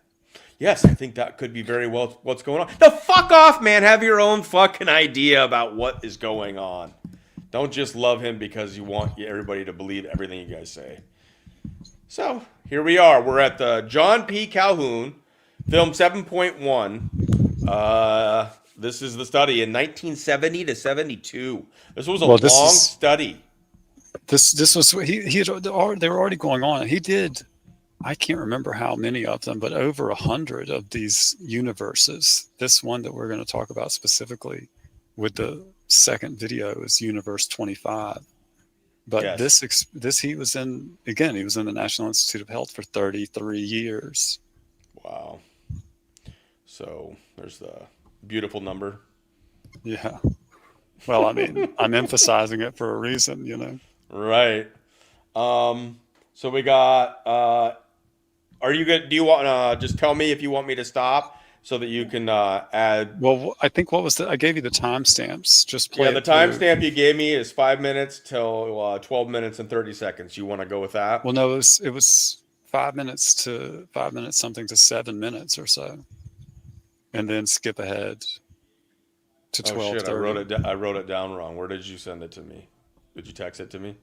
Yeah, I can give it to you. Yeah, just give me the full thing so I don't screw it up. We need to go. Yeah, we need to go 5 minutes to 7 minutes and something. Yeah, because I wrote down 12 minutes and 30 seconds. I don't know if that was. Well, that's the second portion of this clip. Oh, is there 3 different parts? Because I also have 17 minutes to 19:07. Yeah. So I mixed up a little bit. So 5:30 to 7. Oh no, it is 5:30 to 12:30. I'm sorry, you're right. And then 17 to 19. So just 2? Yeah. And then the third clip. And then the other video. Okay, yep. Yeah. Got that. All right. So just go all the way through and then so just start playing this one. Yeah, it's just to give you an idea of the guy. This is the guy that was doing these experiments and what his mindset was at the time. Okay. Dr. Calhoun, why do we have to make decisions now on our population control? Well, the population's a very interesting one. There's a lot of talk about a population explosion. Well, there's no population explosion, at least not quite yet. There never has been, or I might say there's always been a population explosion. If we go back to about 40,000 years ago, there were perhaps 4.5 million people on Earth, and it had been not many fewer than this for the previous 2 million years of man's evolution. And then suddenly the numbers began to increase, and perhaps a little crude drawing here will show this. These are in millions now, and this is 1, 10, 100 million, 1 billion, and we go up above here. And if we take a time scale here, an inverse log, if we go back to 100,000 years ago, and we go back to, we'll make this then to 10,000 years ago, to 1,000 years ago, 1,000 years ago, then 100, which is 1/10 to 1 year from some time in the future. So these are in time, in thousands of years. And if we look at population growth in this way, starting back about 40,000 years ago, population starting at about here has gone roughly along this direction. Now, this is a rather complex curve. It's a von Forster curve, but simply said, starting here at 40,000 years ago, it took about 20,000 years, about 20,000 years for the population to double. Then the next doubling required about 10,000 years. Then each doubling, 5,000 years to the next doubling, 2,500, and so on. What doubling are we in now, Doctor? We're in the 10th doubling, and the 11th doubling. Is that which would the final one? Well, pretty near, it might be. The final doubling, starting shortly after the next, up here, we're up in here, scale about right, at which the world population might be of the order of 4.5 billion now people, would require only 20 years to double. So starting from 20,000 years for the first doubling up to about 20 years if this historical process continues. Now, so that we're back here a little ways from that, not very far from early in the next century. Can it be mathematically projected, Doctor, on a calendar year perhaps, when the population reaches the point where it outstrips our natural resources, our power supplies, our food supply? When you say mathematically, this is what von Forster did, projecting this age-old trend, not age-old, 40,000 years, rather short time. If this trend continued, you would have instantaneous doubling. Well, we know that's impossible, and that's the critical question, is that something is going to happen, that man will be different from the start of man, and this is where man started about 40,000 years ago as a cultural animal, not as a biological animal. He went considerably back in time below that. But at beginning this new process when he, quote, now was the only animal who could really control his numbers, that is to keep enlarging them, which is increasing his own potentiality by so doing. And this has continued until now we hit a critical point here where this process can't continue. And so from this time, 40,000 years ago, to early in the next century, defines what we call man. And man ends at this point, whether there are a lot of bodies around, he's going to have to be something quite different from what he has been historically. And so one thing that he could do, and we're certainly capable of doing it, is keep reproducing. So that's one choice.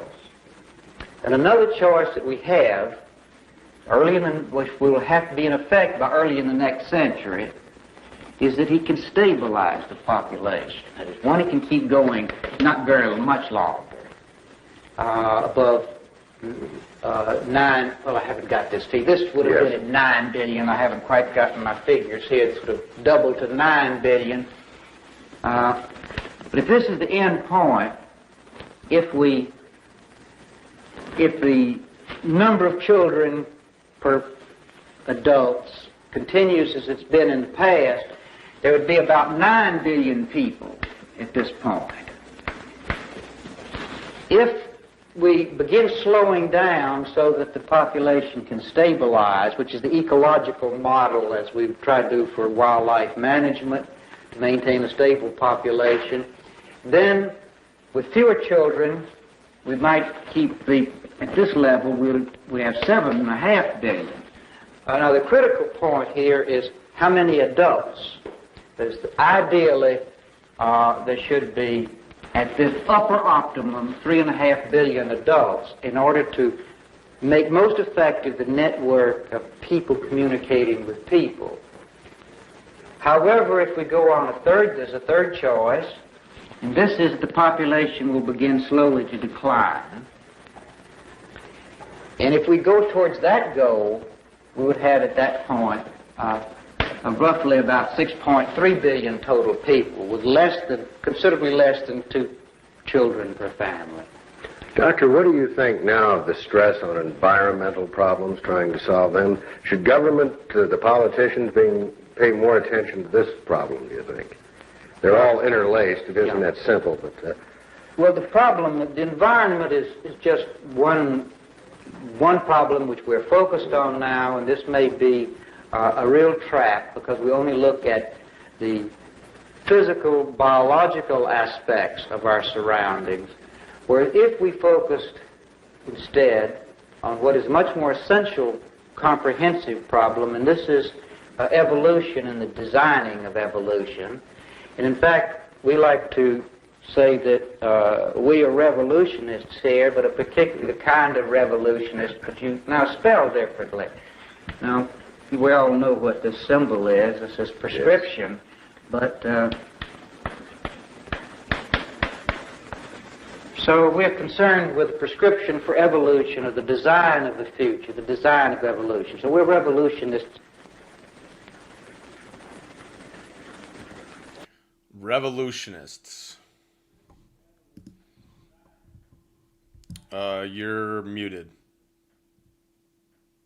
Yeah, sorry. So, I mean, those words this is why I want to give the context about the guy that did these experiments, because when you understand his motivation for these experiments, it was the statistical data that they had generated to that point with respect to the population of humans thus far, and how far out they could project that population and how it was going to happen. So the way this guy talks about it, the prescription for evolution, it is clear that he's doing these studies as an analog on human evolution. And they have set, he says, the first part of the next century, which this was in 1971. So he's talking about the first part of this century, which is the first quarter, right? Could reasonably be the first part. And this is why the Project 2025 thing has always been interesting to me, because people look at those numbers and presume that they're counting everyone that's left. And so they say, well, the United States isn't down to 128 million or whatever it says, So Project 2025 hasn't occurred. But can you give a brief summary of Project 2025 then? Well, it's the DGEL or DEAGEL report, right? That gives all of the prospective populations of countries, including the United States of America, and they're disturbingly low. They were projected to be, like the United States was projected to be less than half of its population still alive in 2025. Well, ostensibly still alive. I'm saying Dr. John Calhoun would never be so superficial as to look at an individual who is alive and say that they're part of the genome in an evolutionary sense, because that doesn't matter. Being alive right now doesn't really matter at the evolutionary scale, because that's not the definition of being a fit organism. It has to do with, how many kids your great-grandkids have. That's the metric for fitness. And so you can't you cannot evaluate your own biological fitness because you lack the evolutionary perspective unless you had kids very young and those kids had kids very young and those kids had kids very young and those kids had kids very young. Only then could you say I'm a biologically fit individual. So what he's talking about when he's talking about the early part of this century is a population, and I think this is what the Deagle report was talking about, was not the total population of the United States of America, but the biologically fit portion of the population of the United States of America, which is the portion that haven't, vaccinated or otherwise chemically limited their ability to have kids, or simply, not had kids for whatever reason. Those portions they're not counting because they're not going to last very long in the grand scheme of things. So if you want to move on to the next part of this clip, then we can get to the summary of this particular one of his experiments. All right, here we go.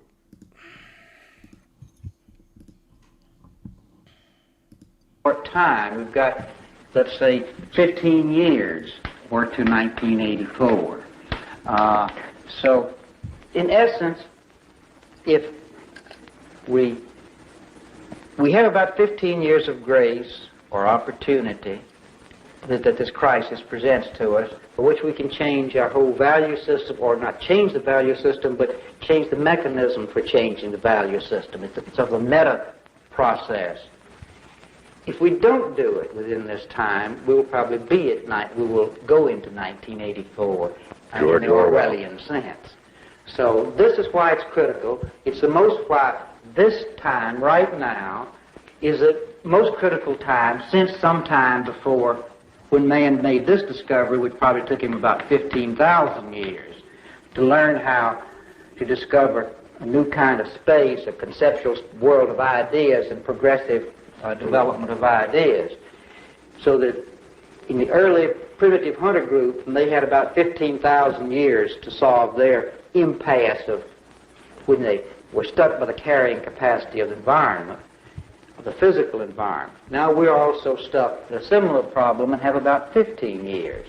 So it's quite a burden, and the entire future of evolution depends on the next 15 years. It's the people here now who are involved now, which is critical, and it's the question of involvement.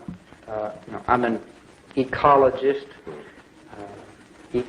psychologist, however hybrid, and it's a question of environment, of involvement in the total environment of physical and social that is the crucial question in our studies here, which we use mice and rats and other animals for.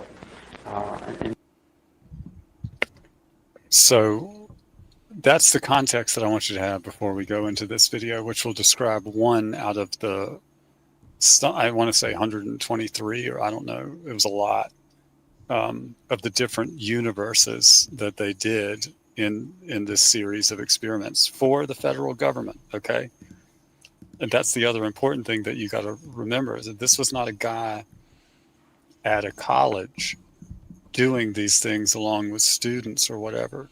This was a guy that was working for the federal government from 1954 for 33 years.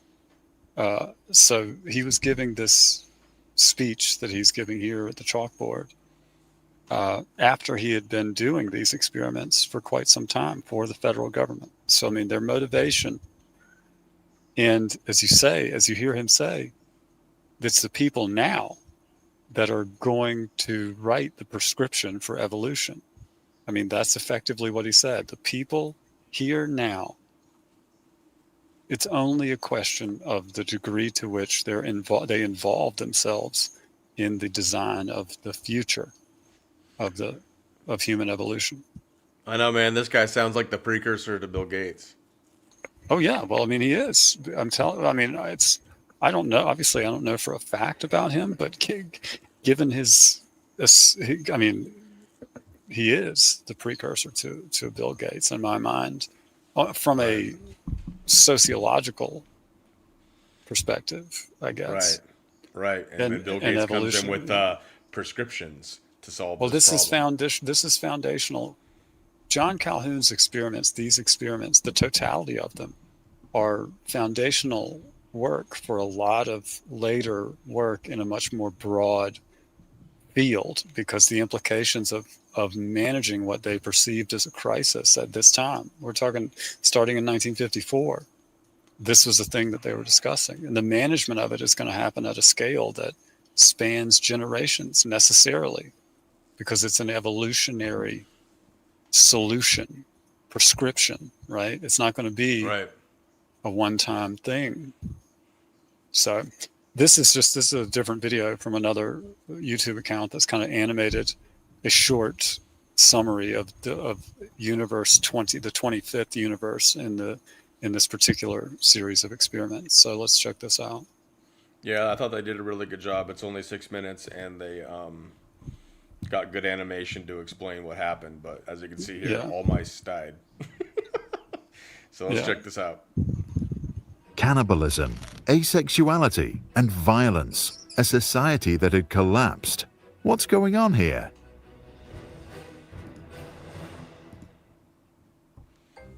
In 1972, John B. Calhoun detailed the specifications of a utopia designed for mice, built in the laboratory.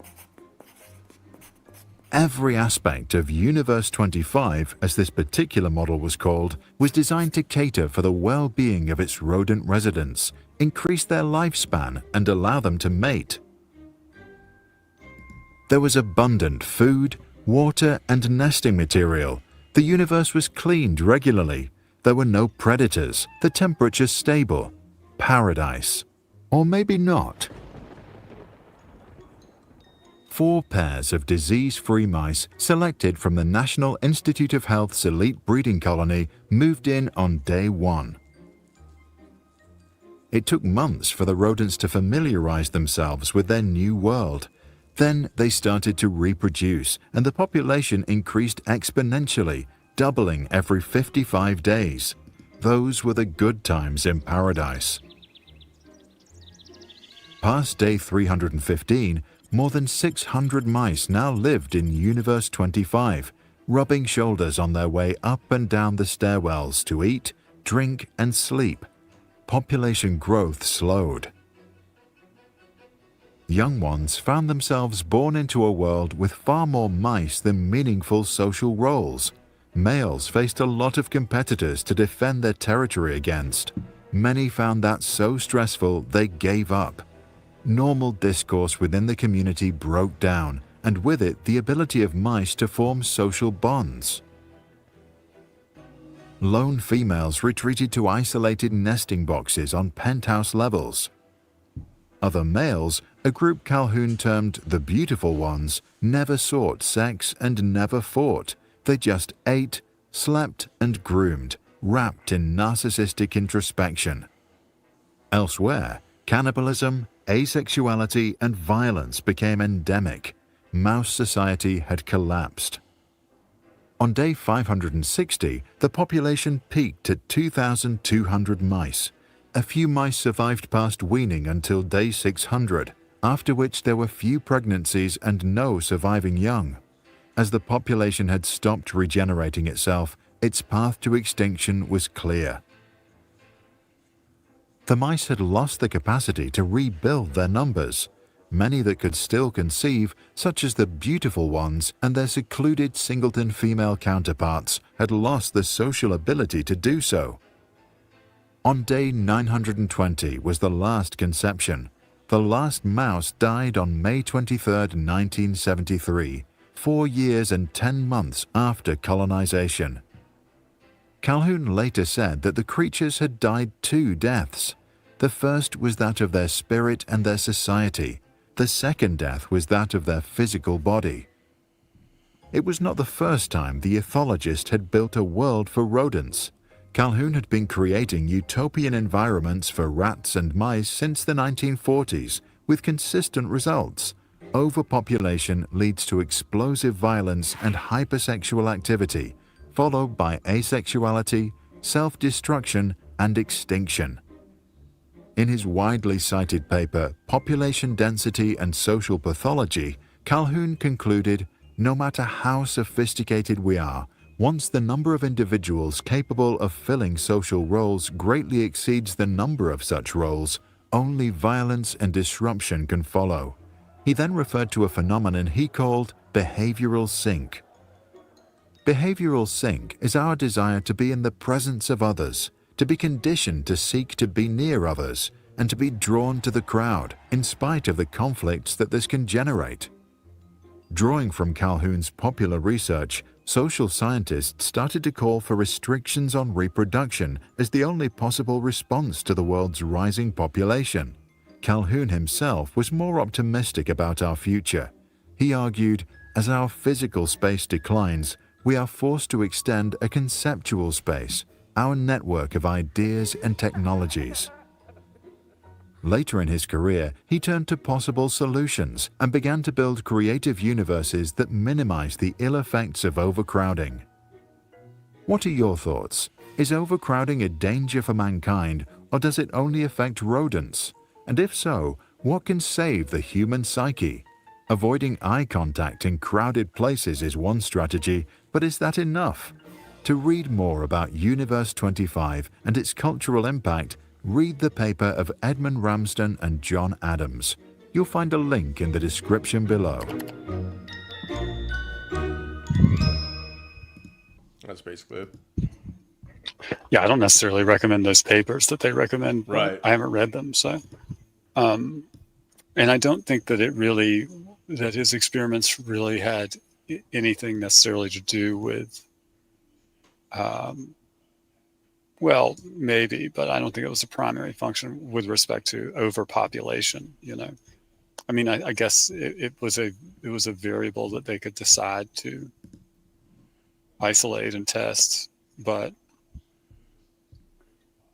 the variety of variables that they did test and the results that they got are pretty disturbing as an analog to what we've seen in society since that time, right? Since the 70s when these experiments were at their peak. I mean, in a way, I feel like you can look back and say, wow, I guess they did start taking that guy seriously. You know what I mean? When he was there, like, right. Because a lot of the things that have been implemented seem to be eugenics. Right. I always talk about selection pressures and the fitness landscape on the American as an organism. And when you think about things that way, the reasons why we see things that are otherwise hard to explain happening start to become kind of apparent. That these people are working on solving problems that they were talking about 50 years ago. And the question becomes then, like, I think we're frequently given things to debate to which real solutions to the actual problem have already been implemented successfully, so that the outcome of the debate is rendered moot. The whole debate is just, like the Q thing could easily be one of these things, a scratching post for people where the outcome doesn't matter, right? Like it's just something worthless to fight about for a long period of time while other things go on. Well, that's part of my argument against it, is that and some people oppose it as Operation Trust 2.0. It's a distraction so that people don't focus on what they should be focusing on, and that's the implementation. My opinion, from what I can tell, is the surveillance state with Palantir drones and all that kind of stuff that's coming into play. That's another fairly, well, I'll say it's another analog that's not obvious, but if you consider all of the aspects of the surveillance state that you were just talking about, the phones and the cameras and the digital surveillance and the actual body area network stuff, the 5G and all of that, the analog to all of that stuff in these mouse utopia experiments is the data acquisition that's being performed by the researchers by virtue of the fact that they've built a controlled environment where all of the product of all of that surveillance and oversight technology, the data, was readily available to the researchers. So the point when I say that I think Universe 25 and the mouse utopia experiments in general are very telling and important analog to how American society has the evolution, the prescribed evolution of American society has occurred, is that all of the data acquisition and all of the ability to manipulate the environment that the researchers in those experiments had are being developed and implemented by our government since then on the national and the international scale. So, the government has the ability to look over the top of, like those guys had the ability to look over the side of that mouse utopia that they built in their warehouse and count all the mice and tell where they're going and look where they're, how much they're eating and who they're communicating with. You see what I mean? All of that data acquisition, the analog is the surveillance state. The United States has been turned into a concurrent collection of mouse utopias. And the smart cities and stuff, that's the next iteration where it's built for a purpose. It's designed to be a mouse utopia just for people that are willing to live in one. Yes. That's the way that I kind of saw it. Well, you see it right. I'm saying here's the foundational. These are the experiments that gave them the data that drove them to say, here's how we're going to implement all of this stuff. This is the why we have a surveillance state. I mean, you talk about control and things like that, and yes, those are partially the result. But when we talk about how crime seems to be legal, it's because they're just watching. Just like those researchers watch those other mice cannibalize each other and, and murder each other and kill each other off. They're just watching because that's the only thing that really matters is data. Like the most valuable thing it seems in this world now is data. And I think it's feeding the AI system. And I think it's the next, what they want for evolution is to move towards merging bio with the digital and the convergence of the two into transhumanism, into posthumanism eventually. But I think it's interesting because when I was going through, when I still believed in Trump and I was going through Agenda 47, even though everybody wants to say he's still 45, or 45-7, 47 means something. Anyways, he's talked about the freedom cities quite a bit. There's going to be 10 to 12 new cities, and he hasn't moved towards that from all I can tell at all. So I find that interesting that he hasn't moved towards that. Well, I don't know if that's necessarily true. I mean, it's a question of how you define moving towards that, because the hard part about building a city like that is going to be the infrastructure design portion, and then secondarily the foundational infrastructure layout, roads, power, sewer, water, data, all of this stuff. For a city like that, it would be design heavy up front. Once all of the design is done, you get into each step becomes quicker and quicker. So it's front loaded, just like the development of a pharmaceutical product. It will seem like it takes forever and nothing happens, but the stuff that's going on is just stuff that's not really. It's nothing that anybody would be interested in looking at, so it doesn't make the news. But I mean, he said a lot of things that Trump put towards Agenda 47 hasn't even been discussed in his administration as of yet. But the idea is that he was going to have areas put forward proposals, and then they would pick the best ones. So for 10 to 12 brand new U.S. freedom cities, it would be almost like a contest kind of a thing, and people would have to drop the proposals, and then they would decide where they would do it. Now, I don't believe that's how they'd actually do it. I think they already have these things fucking planned, just like they set up to have, some of these cities that are already in place become smart cities, if you will. Maui becoming a smart fucking place, like the infrastructure being put there. L.A. and some of these ones, they're gonna move to smart cities. Maybe that's what's gonna happen when they come and clean out some of these places. Well, I And mean, you've got move to. it from It's liberal just, control to surveillance state. well, I mean, I think it's very similar to the vaccine thing. Like, the vaccine was going to come out no matter what, unless the treason got remedied before it happened.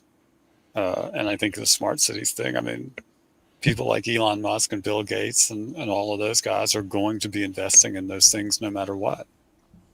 I mean, it's just going to happen. That's what they want. So until somebody stops them from, uh, until somebody stops them from living freely, either by putting them in jail or holding them accountable for treason or other crimes for which the penalty may be death, which I think there is a reasonable effort for anybody that calls himself Department of Justice to undertake, but it seems pretty unlikely. So What I don't get it. Go ahead. Sorry. I'm just saying no one's stopping them. Right. So I mean, no one's stopping them and holding them accountable for the shit that they've even said in public. Bill Gates has said if we are effective, when he was talking about, I believe, certain vaccination programs. This was some years ago. He's talking about if we are effective, we can cut down on the world population by such and such percent. Like he was talking about cutting down on the population as being positive and saying it just nonchalantly, and that's out there. That clip is out there. Yeah, well, I mean, again, I think he is operating on the foundation of the data. Well, on a foundation that has a great deal of its, I guess, ethos or its motivations are rooted in these experiments that John Calhoun did, because the type of data that they generated with these tests would be incredibly valuable to people who are concerned with what is happening with the human organism on Earth in general, but in geopolitical, from a geopolitical perspective, primarily. I mean, that is a concern of these people, because they are,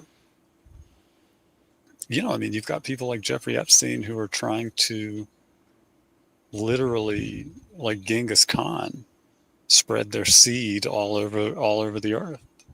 I mean, it's not an uncommon thing. There's documentaries about guys that do these sperm banks like all over the world, like guys that have gone to sperm banks and have hundreds of kids all over the world or in specific regions, hundreds of children. These 1,000 years from now, if everything just keeps trundling along the way it is, these people are going to be genetically way overrepresented in whatever portion of the population there is. And it's by their choice, it's by their design. I mean, that's right.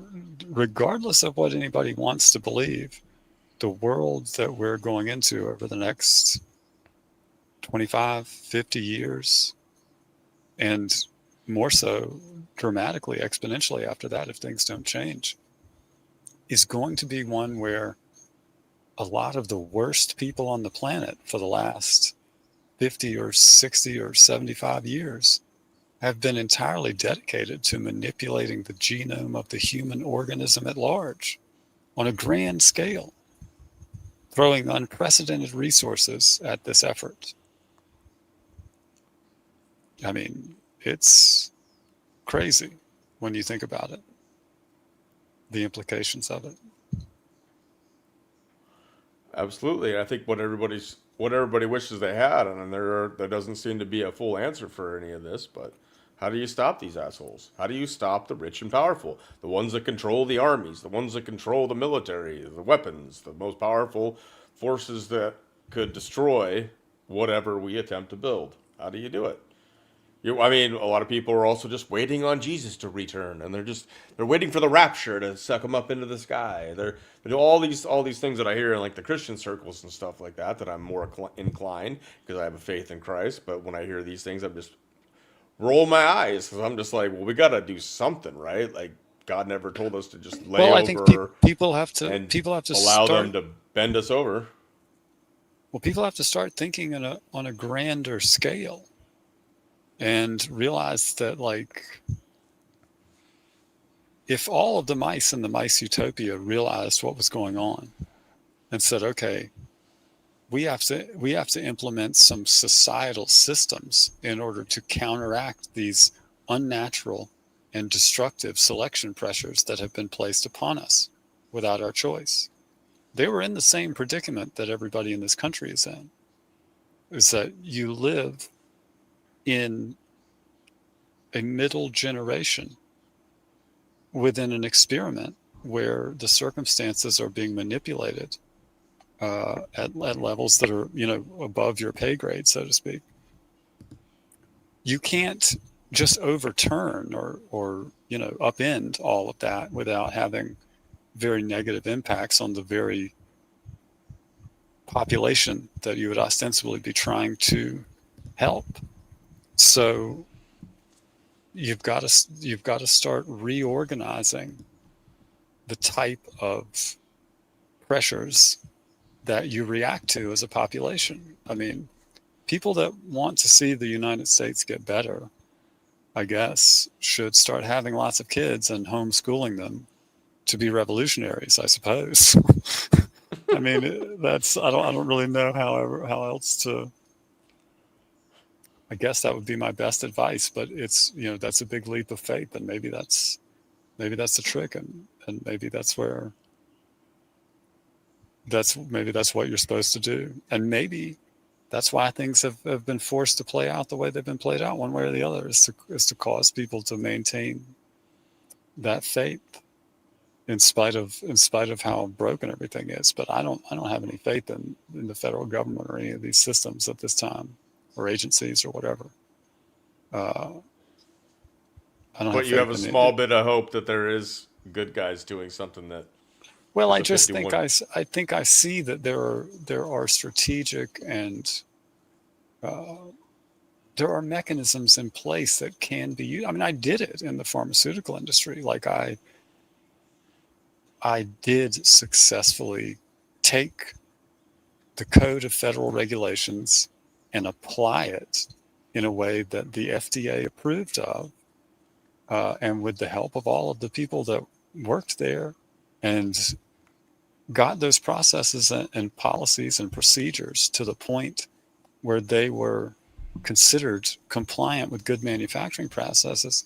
It was a success in that context. And I'm saying that regulation and commercial industry and law enforcement and the Justice Department and some sort of, international political portion of the government all have a pathway to returning to the same constitutional paradigm that brought us from exploring the western portion of the United States for the first time, all the way to having made all of the progress that is around us today. I mean, the technological progress that allows you and I to sit here talking like this.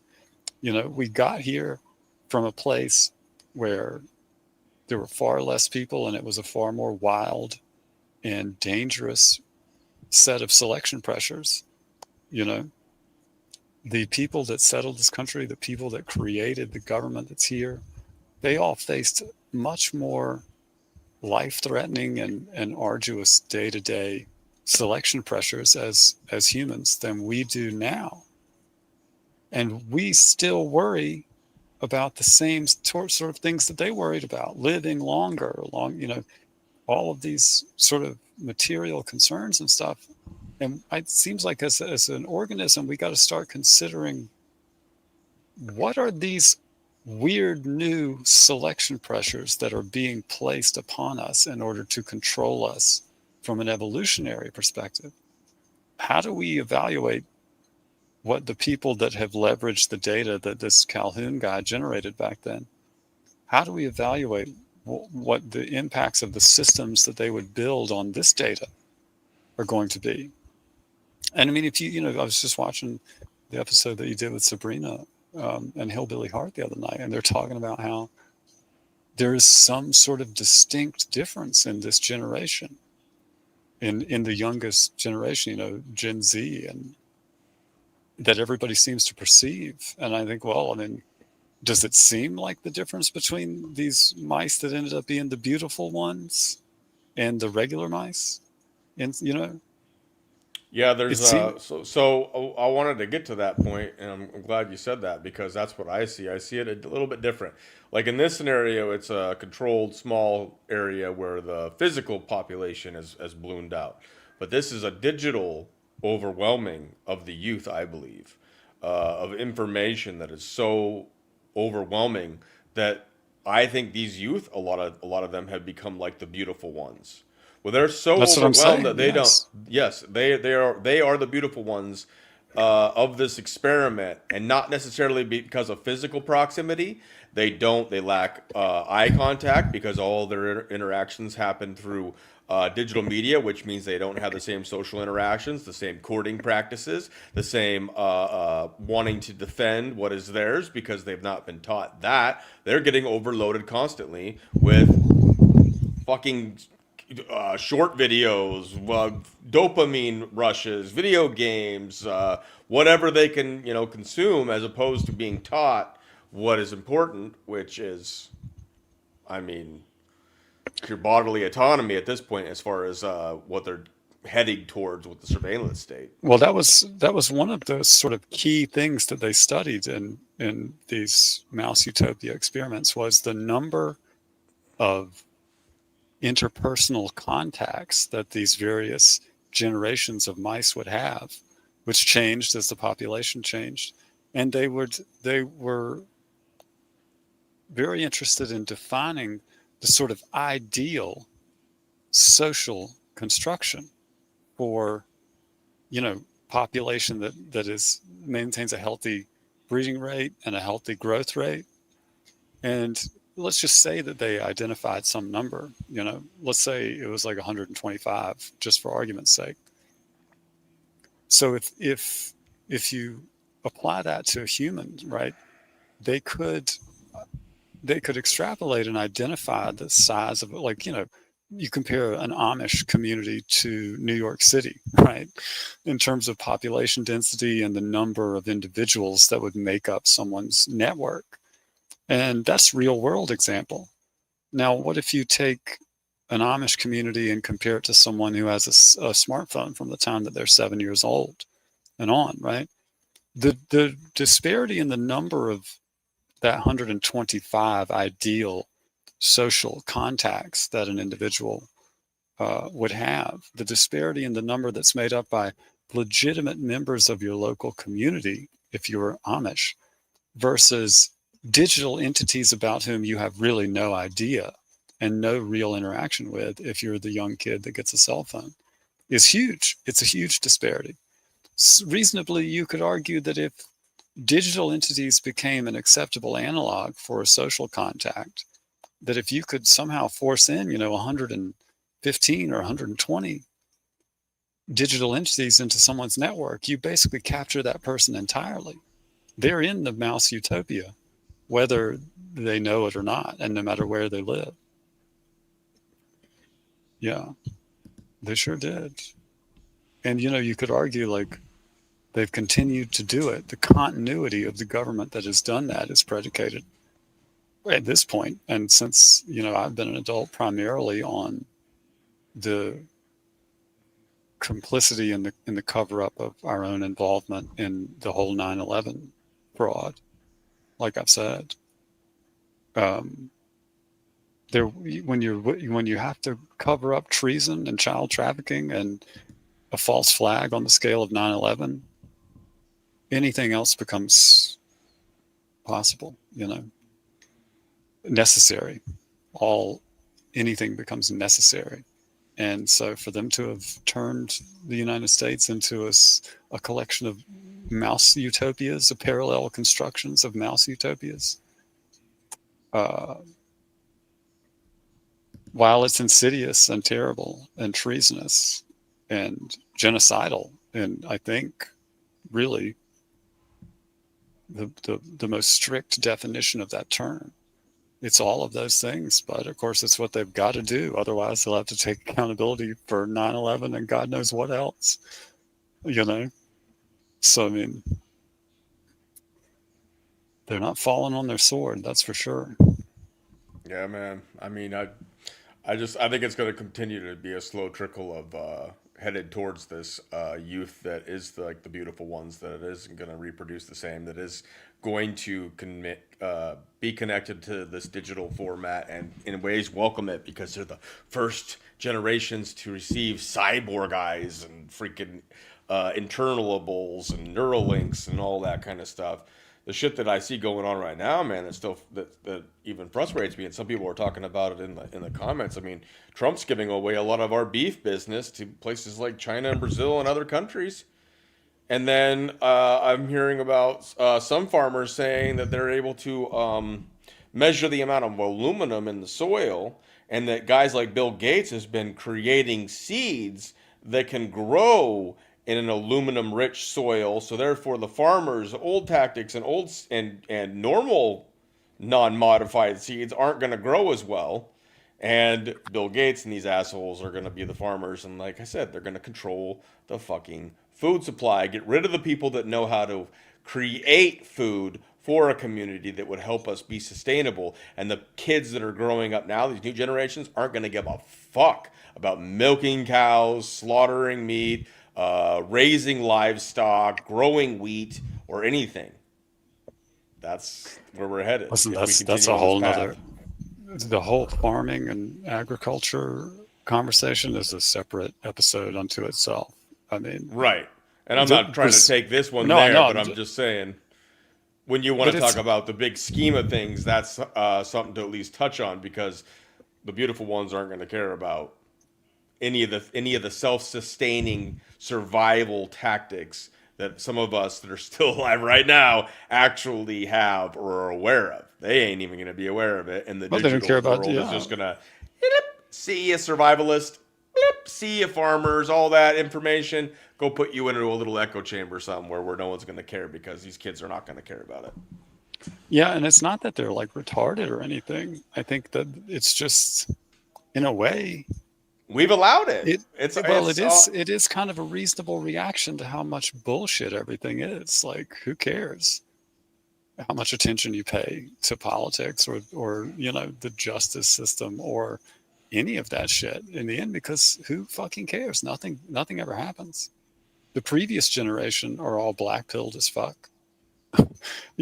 So it's like, contextually, I think they pick up on that shit and they're like, whatever, dude, I'd rather just play Minecraft or something. Right, and I don't blame them.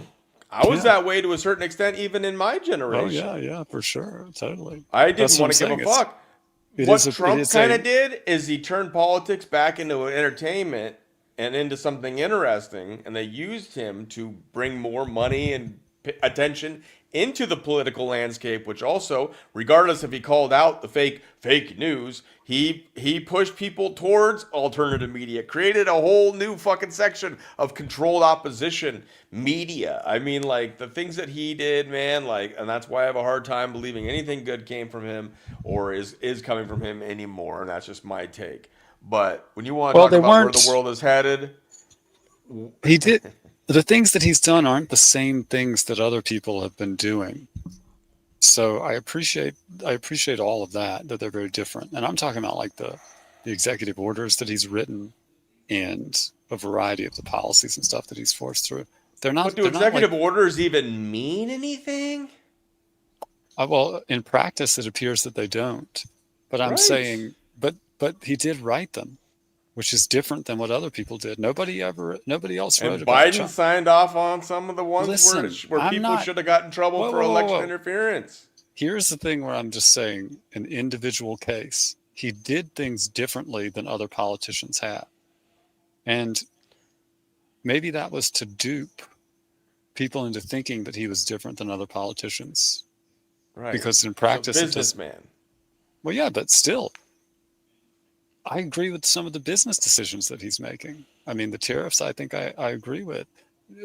Getting rid of all of the cartel employees in the United States of America, I think is a good thing, right? I think he's just moving it from the Sinaloa cartel and those guys. I mean, some of the stuff that I've done with Gil, it'd be interesting because what Gil sees, and he used to do this as a business for Fannie Mae corrupt as shit, but back in the day, before he knew about all this corruption, and he would forecast this kind of stuff, what he sees with these tariffs is that eventually it will be what pushes us over the edge. The edge of what? The economic edge. He sees that we're fucked. Yeah, but the economy is manufactured. It's fake. So, Right. I mean, but these tariffs aren't going to bring what any golden age or anything that's going to be sustainable.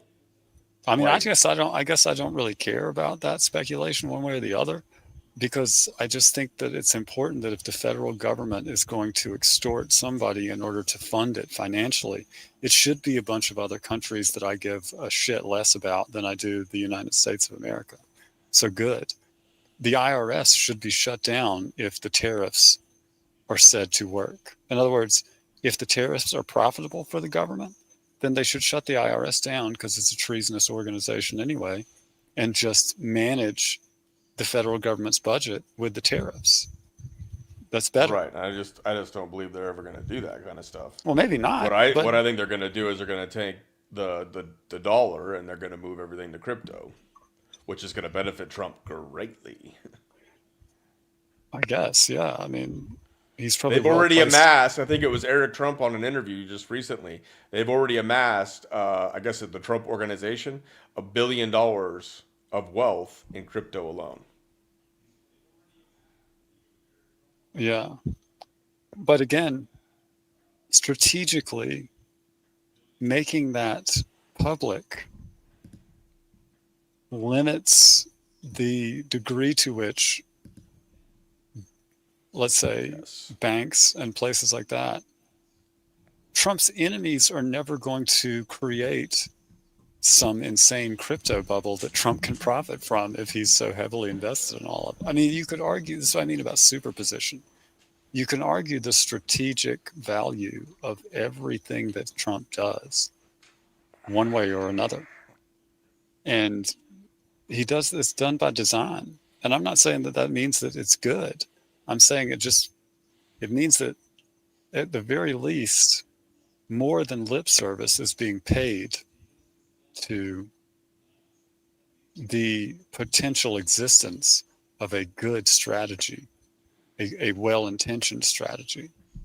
And I think it's far more than was maybe necessary for the narrative. So that's why I'm still inclined to be a little bit hopeful, because I just accept that all these fake layered systems and all of these evil intentions and all of these nodes on these various networks, and I mean individual people that are doing their jobs, like Sabrina says, all of these things are so complicated that it's hard to imagine a solution. I mean, it's totally reasonable to be furious that no solution has been implemented, but it's hard to imagine one that would be like pleasant and positive and satisfying, which is why I've just been reduced to saying, look, I'm just not going to participate in anything until the treason about which I know for a fact has been remedied. Until that happens, I just treat everything as fake and say, like you say, we're just stuck in some trap, and we can speculate about the design of it, whether it's the Mouse Utopia or whether it's, the Matrix, or whether it's 1984 or Brave New World, or whether it's facets of all of those things that are just being shown to us so that we keep keep spinning the wheel, keep running on the mouse wheel, I would say, yeah, I mean, that's a totally reasonable conclusion, and I cannot disprove it. Right.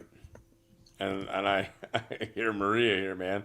That's where I'm kind of at with this kind of stuff. Like, I don't mind having the conversations and all that, but I'm at the point where, like, no, we can't trust any of these motherfuckers, including Trump, if not Trump worse than many of them, in my opinion, from all I can see. Oh yeah, as I've said, if Trump ends up betraying Americans for the Freemasons and the Swiss bankers and the Talmudic Satanists over there in Israel and Luciferians, the Vatican and so on. If he ends up having betrayed the American people for those people, it will be the greatest betrayal in modern history since Jesus Christ was killed or was crucified and killed, because he's set himself up in a position where the esoteric people are a superposition, where he's either like this antichrist figure for the esoteric Satanists and Luciferians, or he's like the savior figure for the gene decode types or the QAnon people or whatever. Which is if he's just a regular businessman, that's a tough spot to be in, I guess. If he's a Freemason and he betrays everybody, then it will be a heinous and unforgivable betrayal. And if he's a good guy, I mean, who knows how much he could even accomplish, and who knows if it's even him. I mean, I've said this before. Like, the burden of proof is so high. You can't really prove to me that anybody is real or alive. I mean, it's absurd. It's crazy how the ability to deceive everyone has advanced so much. The burden of proof pretty much exceeds everybody's attention span. And I mean, that's why I say, like, it'll be hard. If they put public executions on TV, they're going to have to do a really good job of backing it up before I'll believe it. But I'll just be happy. I'll be pleased that they're changing the narrative to include that storyline, even if they don't prove that it's real. But it would take a lot to prove that it's real to me.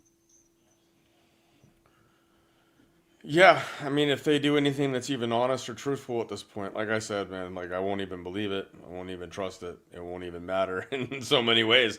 I'm just at the point now where, like, in a lot of ways, my thing is like, they've got us fucked 7 ways to Sunday, and we need to figure out if there is anything that we can do instead of waiting or anything else.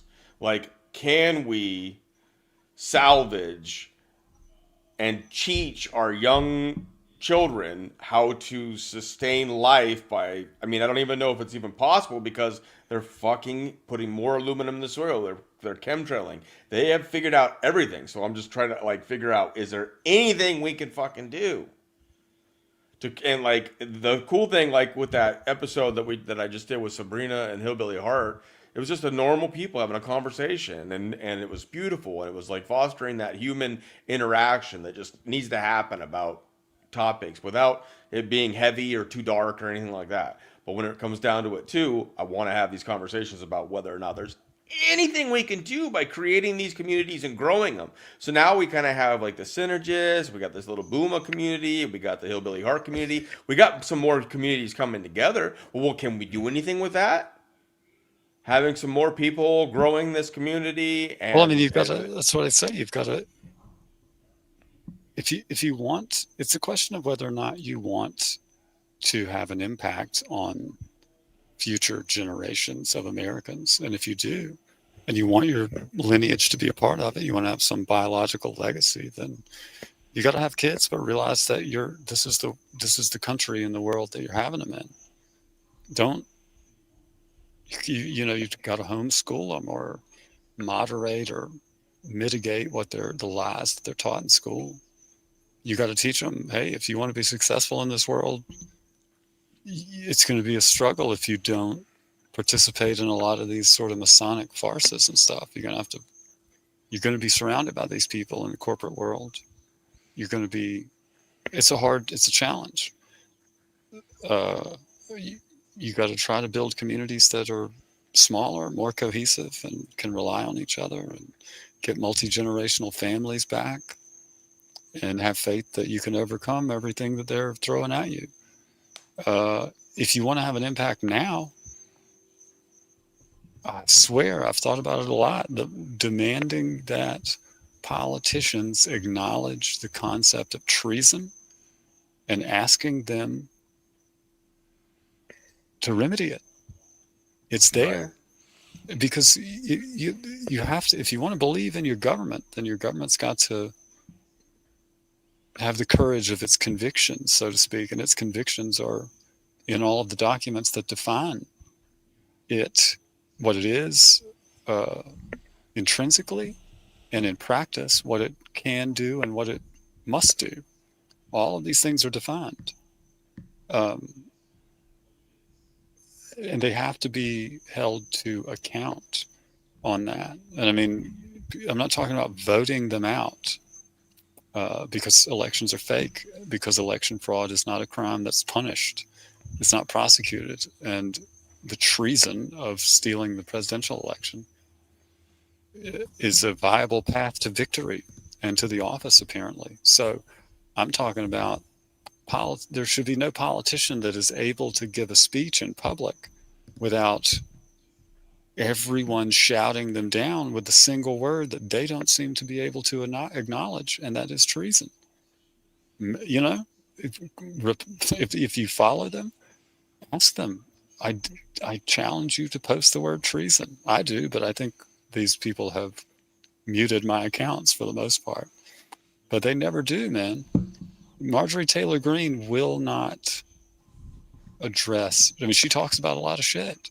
She talks about, hey, maybe these people are compromised or blackmailed. I don't know why they wouldn't be willing to say this stuff.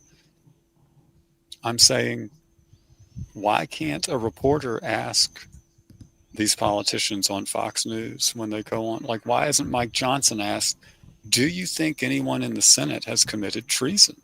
Do you think anyone in the House of Representatives has committed treason?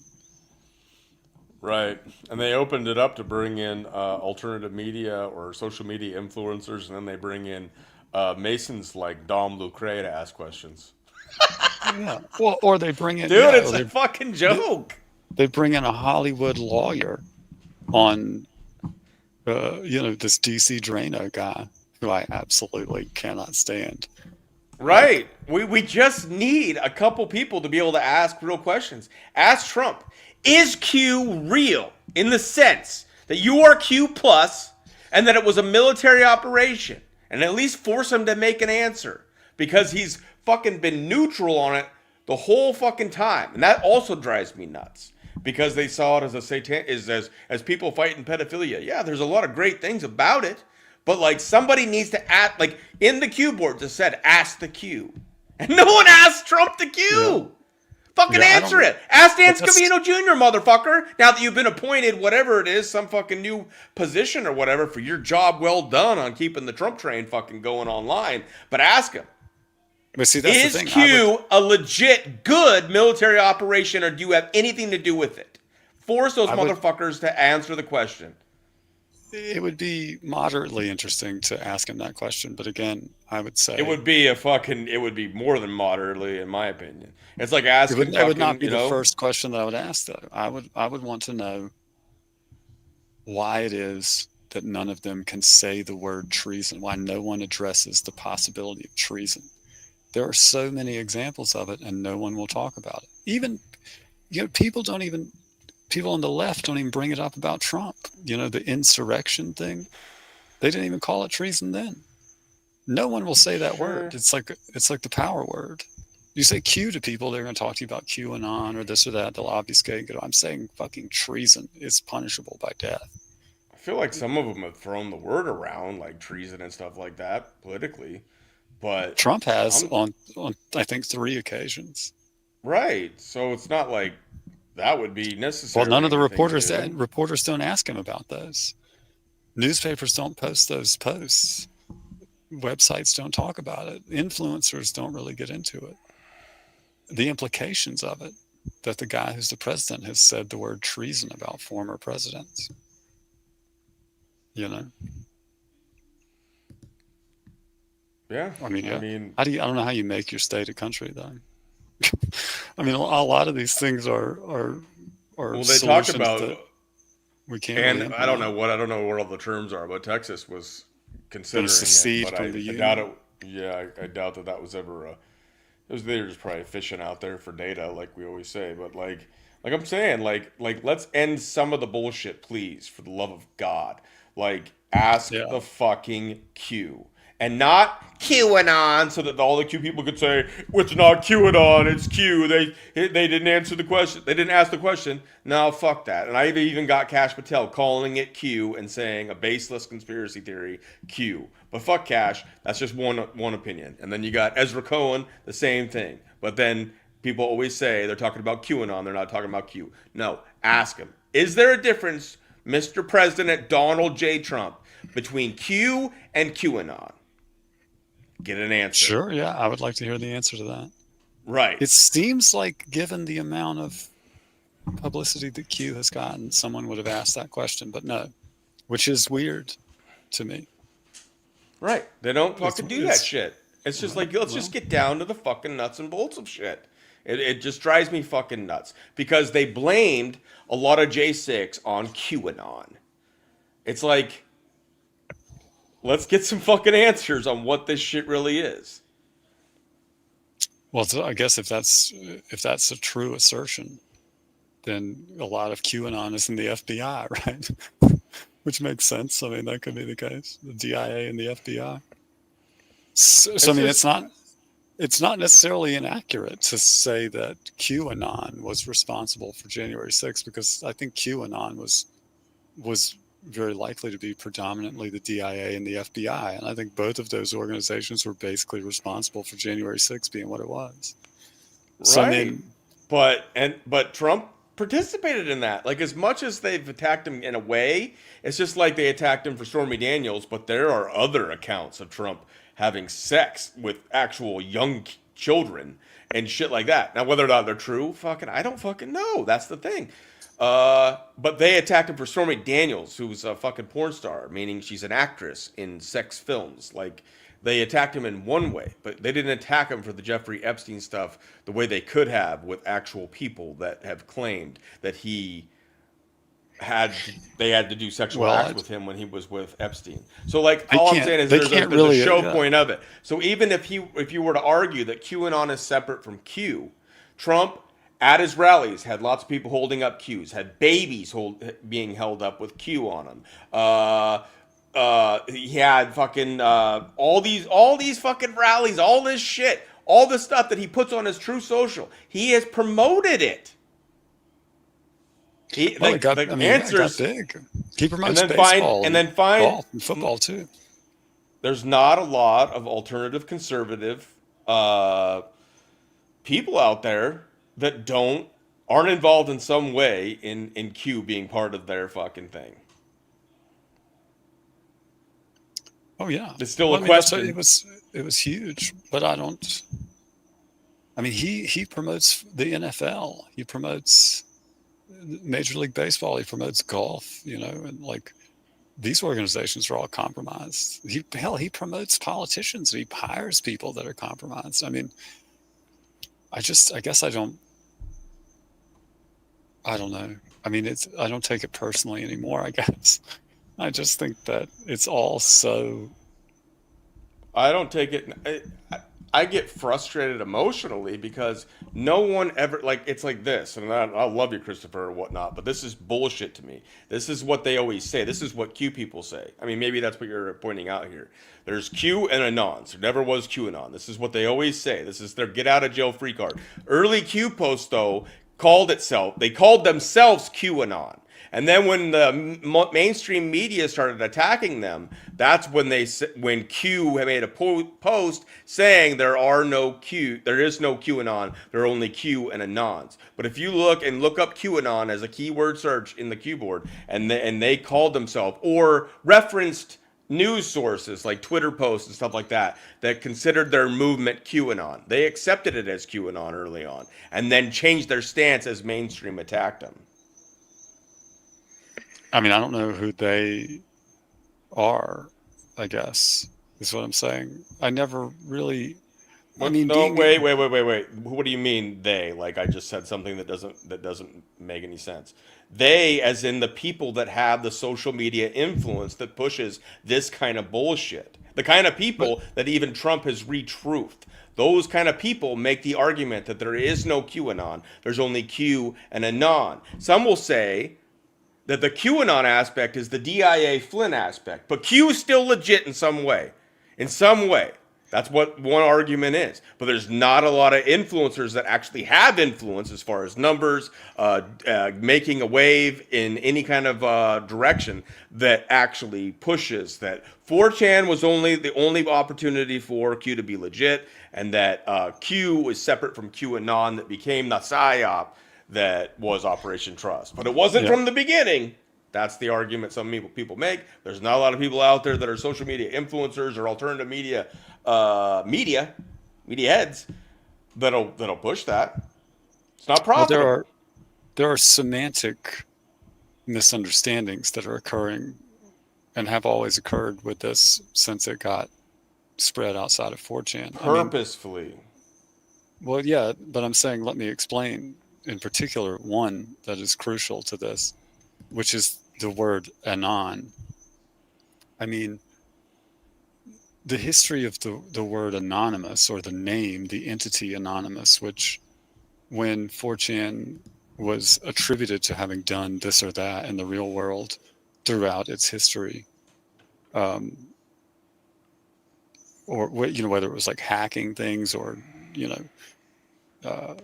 whatever nefarious activities that were attributed to users on 4chan, they were referred to as anonymous, like an entity, and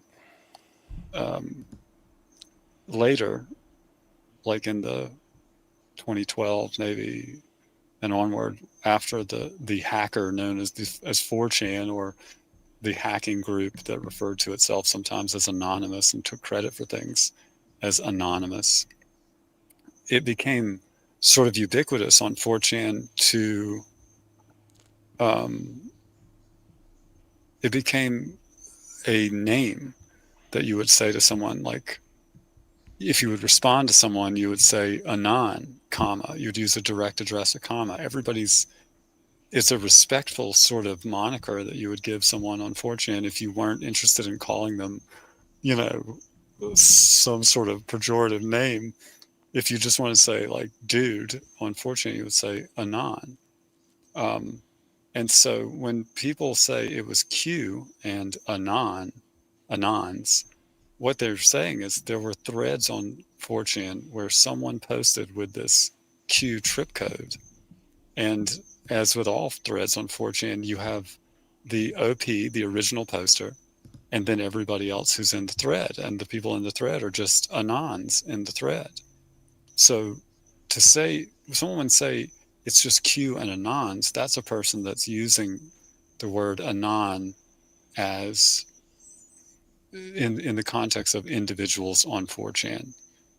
Whereas when I say QAnon, I mean the operation to characterize Q and all of the posts that were attributed with Q as being a monolithic and continuous body of posts that went from Q on 4chan to Q on 8chan to Q on 8chan, and drives all these Q alerts and all of this stuff.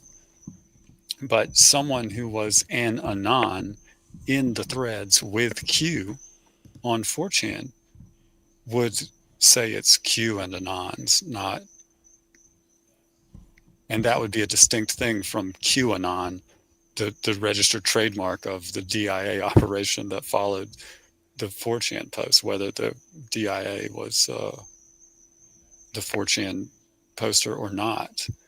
The subsequent posts were most certainly compromised military intelligence. I think the DIA. And so when I say QAnon registered trademark like Kleenex, I mean whatever entities were managing the posts. And these entities are the same ones that were doing the influence of Dan Scavino Jr., all of these people that passed around the tripcode to make Q posts on Akun and 8chan. That's QAnon. That's the Operation QAnon to me. And Q was a poster on 4chan that used a tripcode that later got compromised. And the Anons that Q was talking with were just the people in those threads.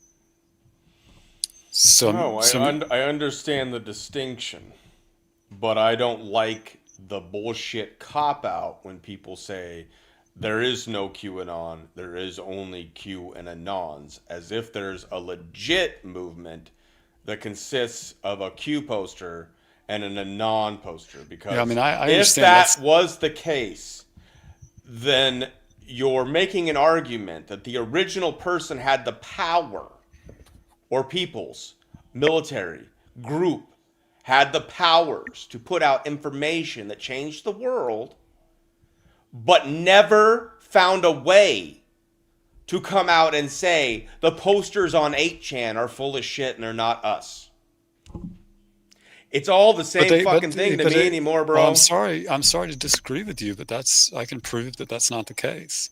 One of the original Q posts on 4chan included a statement regarding the media and the people that picked up on it and made money from it should not be posted, should not be trusted. QAnon is constantly referenced in the Q post, but not until it had already made it to 8chan. And then later on, but stop and listen to what I'm saying. The point of the original Q posts were not to trust people that made money off of this content. So everybody that makes money off of QAnon content is part of the QAnon operation, is my point.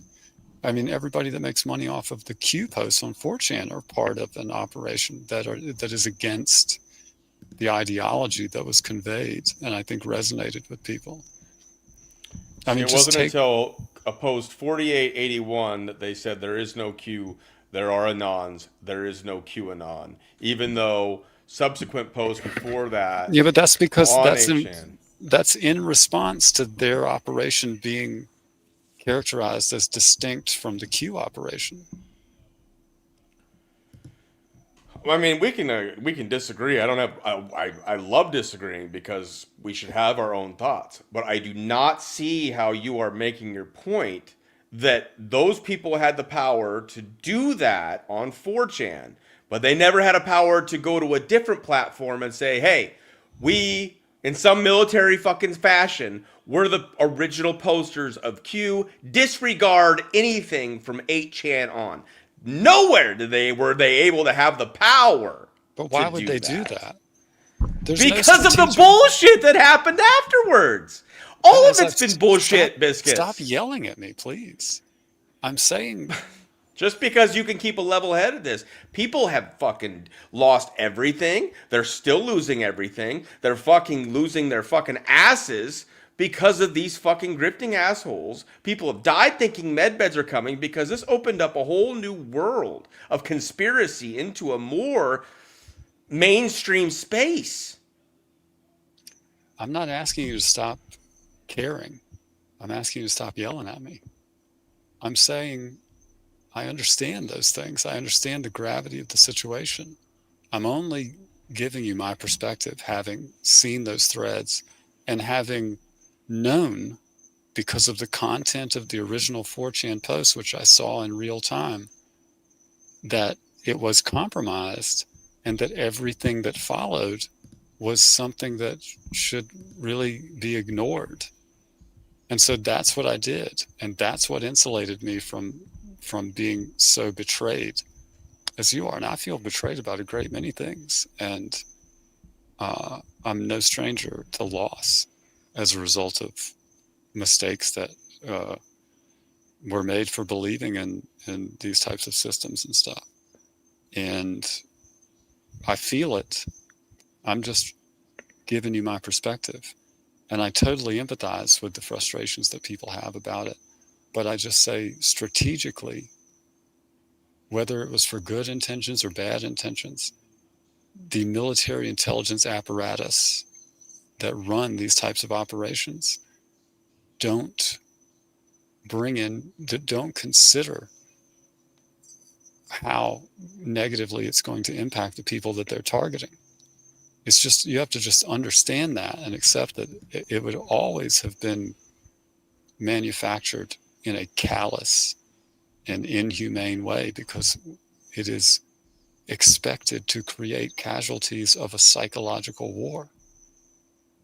And so to evaluate it now and say, well, it can't have been good because so many bad things happened, because so many people did bad things afterwards, it's just a recipe for experiencing this type of emotional turmoil, because we're not considered when they roll out these plans. The good guys, if they exist, or the bad guys, they're not considering that it's going to be miserable for everybody. They're considering that it's going to be advantageous for them strategically.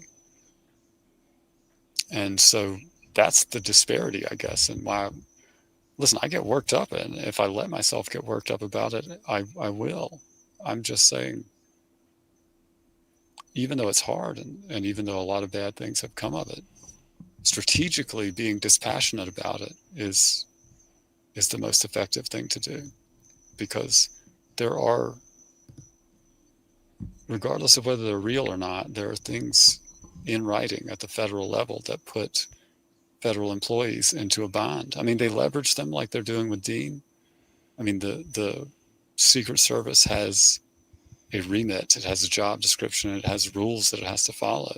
And if you dip your toes into that water, they're going to react in a way that is prescribed.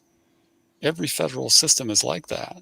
And if there's a reason why all of these people will not address the fact that there are remedies for treason in the most foundational documents of this country, that reason is the pressure point. The thing that they cannot talk about and the thing they don't want anyone to talk about is exactly what should be discussed. And whether Q was real or not, I don't know. Whether it was good or not, I don't know. I'm not saying that it was or it wasn't. I'm saying it happened. Everything that happened as a result of it has occurred and continues to occur. So integrate that into your thinking in terms of strategy and find out what it is that what is the thing that resonated with everybody about the original Q posts, and what is the thing that allowed it to be made so big? It's the abstract, the hypothetical of a country where the treason gets remedied, where Hillary Clinton gets arrested in front of everybody for the things that we all knew were true. I mean, I understand what Too Tough and Dry is saying, right? But I mean, that's the challenge. That's the thing you got to face. And I don't know what to tell you. Demand that they say it. You know, I think it should be part of the congressional oath that they have to take. You know, it should be part of the orientation process on Capitol Hill that treason gets explained, the concept of treason, the penalties for it, to take away all of their plausible deniability about this fact.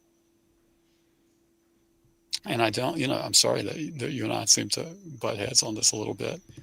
I'm not trying to butt heads with you on it. I'm just, as I say, I have my perspective, and it's going to take real information and data to make me change my conclusions about it, even though all of these bad things have occurred.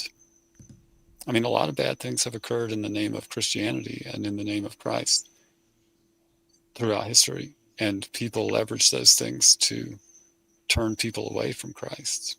And it was done to me that way.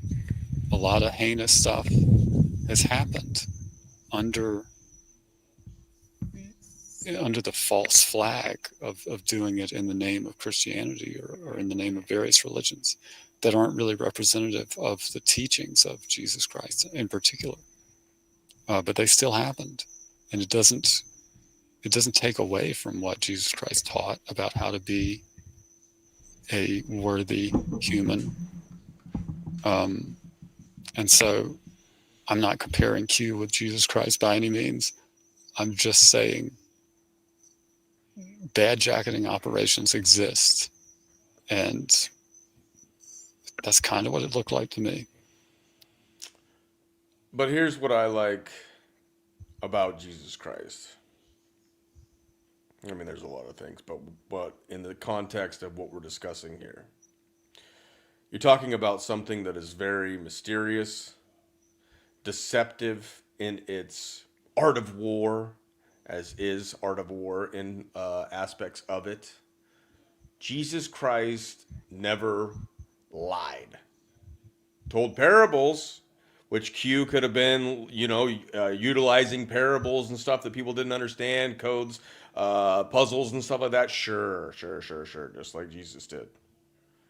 And those that have eyes to see would see, and those that have ears to hear would hear. But it's the use of lies from the very first post, or something that isn't. You can't prove it one way or the other. Jesus Christ never told us to have faith in anything but Him, and people have such faith in this Q shit that I think it is part of the destruction of humanity and the psychology of a lot of people when it comes to being online. And I see that as the enemy. That's my conclusion. And I feel like I'm being more clear in mine, as opposed to having faith that there could be something going on with something that we were never told. Well, first of all, yeah, I hear you. I didn't say I had faith. I don't have faith in any of these systems. I just said that I have hope because I can still quantify strategic value in a lot of this stuff that's going on. That's all. And everything that I think that everything that happens, and then I'll let you talk a little more. I think everything that does happen, and as much as I get worked up, will be used for God's glory. He allows it.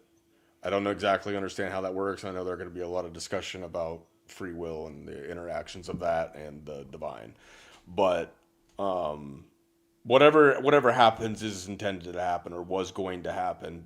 Sure. Doesn't mean that we just roll. For me, it just doesn't mean I just stop fighting or whatever. So I have a passion towards trying to figure out what we can do to best, at least, put up the fight that is the best fight we can give to the enemy. Promoting the gospel and these things will be what a Christian would normally say. Sure, I try to do that, but I also try to work with people that also don't maybe have that faith, but have a passion for fighting against obvious evil, especially tyranny. And I like that about the Constitution, where it allows for all religious beliefs.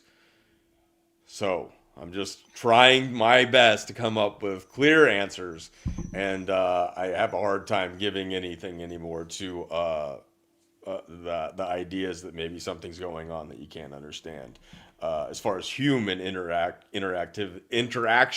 with the systems in place today, hoping that a better world is happening behind the scenes clandestinely. I have a hard time with that anymore. Understandable. I mean, I'm not trying to dissuade you from that. I'm just giving you my perspective. And I think it's important to remember, living the way he did and speaking the truth as he did, by every means of abstraction of success that we have as a metric, as humans, it worked out very, very badly for Jesus to steadfastly speak the truth that he did and oppose what he opposed. As intended. Well, I don't listen. I mean, I have my own opinions. I'm not going to get into a whole religious thing. Sure. But I, as I've said, I believe in the divinity of Jesus, and I believe that the way that he lived his life and how it ended up is, the story exists, and the most valuable thing about it is that it lets you know that it's worth continuing on that path, even as it looks like it's inevitably going to lead to an unfortunate conclusion on this earth. And if you're going to walk down that path, you have to concede that you're not going to use a certain set of the tools that you're opposing. I mean, like you just have to concede that you're going to walk the path until someone stops you. And when they stop you, I mean, there's only so much one man can do. But I think the best you can do is to, if you're not going to have a bunch of kids that you raise to be revolutionaries, the best thing that we can hope for is that you, as you say, data is the most important thing, and humans are biological data generation algorithms from some perspective. Like Dean is generating a lot of data at the extreme edge of the type of gambit that you can play. And it may be costly for him, even though it really shouldn't be, given the content of what he's saying in the context of what we're all dealing with. Maybe it will be for me. Like I said, I mean, my retirement plan is pretty well accepted it.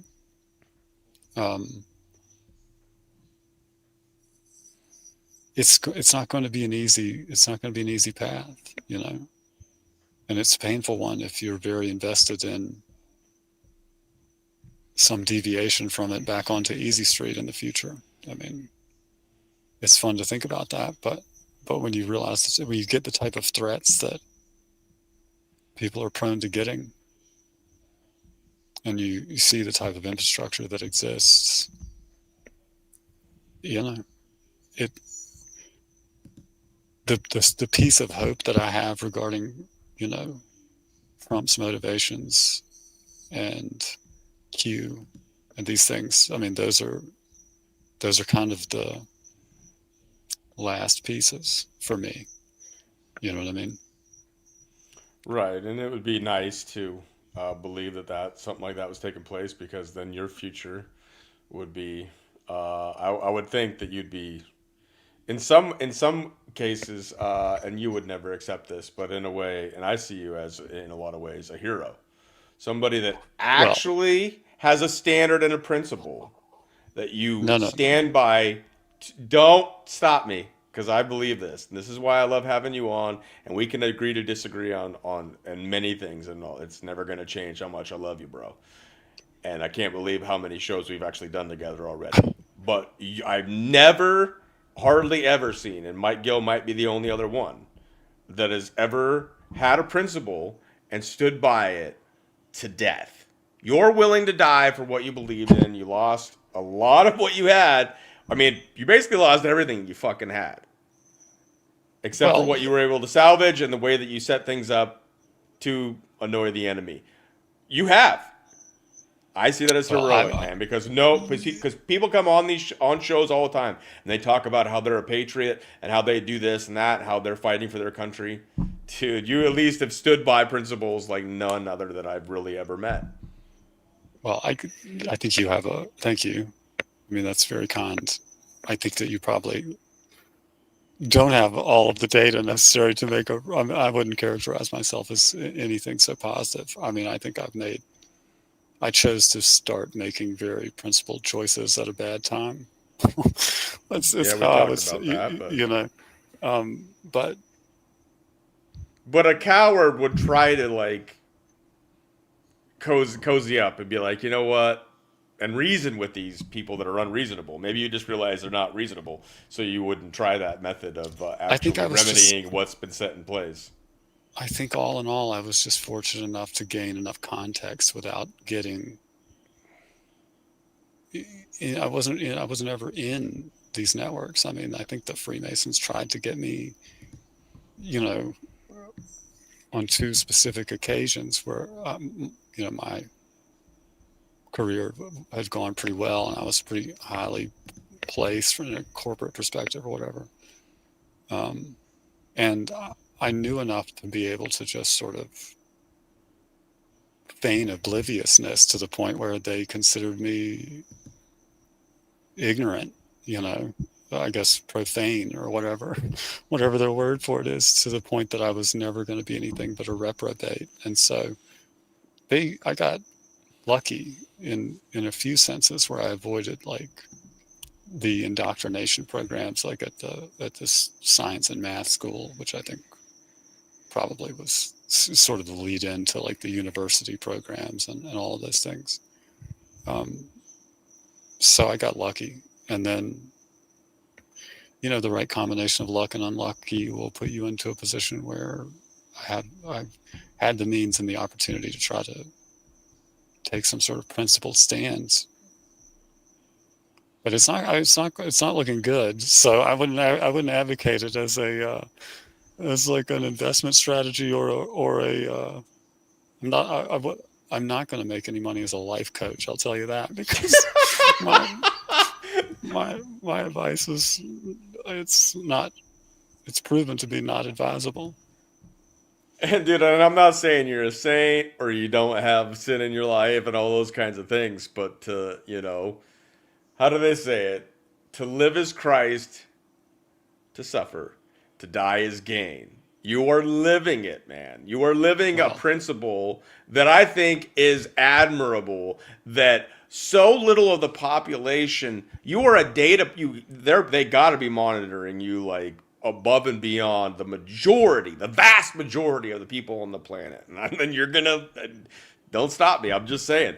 At least in my walk, I have not met somebody that actually had a principle, and you have patience that I don't have. I'm an attack guy. Like, I can't. You have a methodology. We were talking about how you played poker and the ways that you would break people down. And in poker, I'm not the greatest at poker because I can't. I just want to fucking win, man. I want to play first-person shooters, and I want to fucking go around the corner and surprise somebody and attack them. You have strategy, and you understand strategy more because I'm an attack first. But you are doing something that few will actually live and stand by, and you're doing it.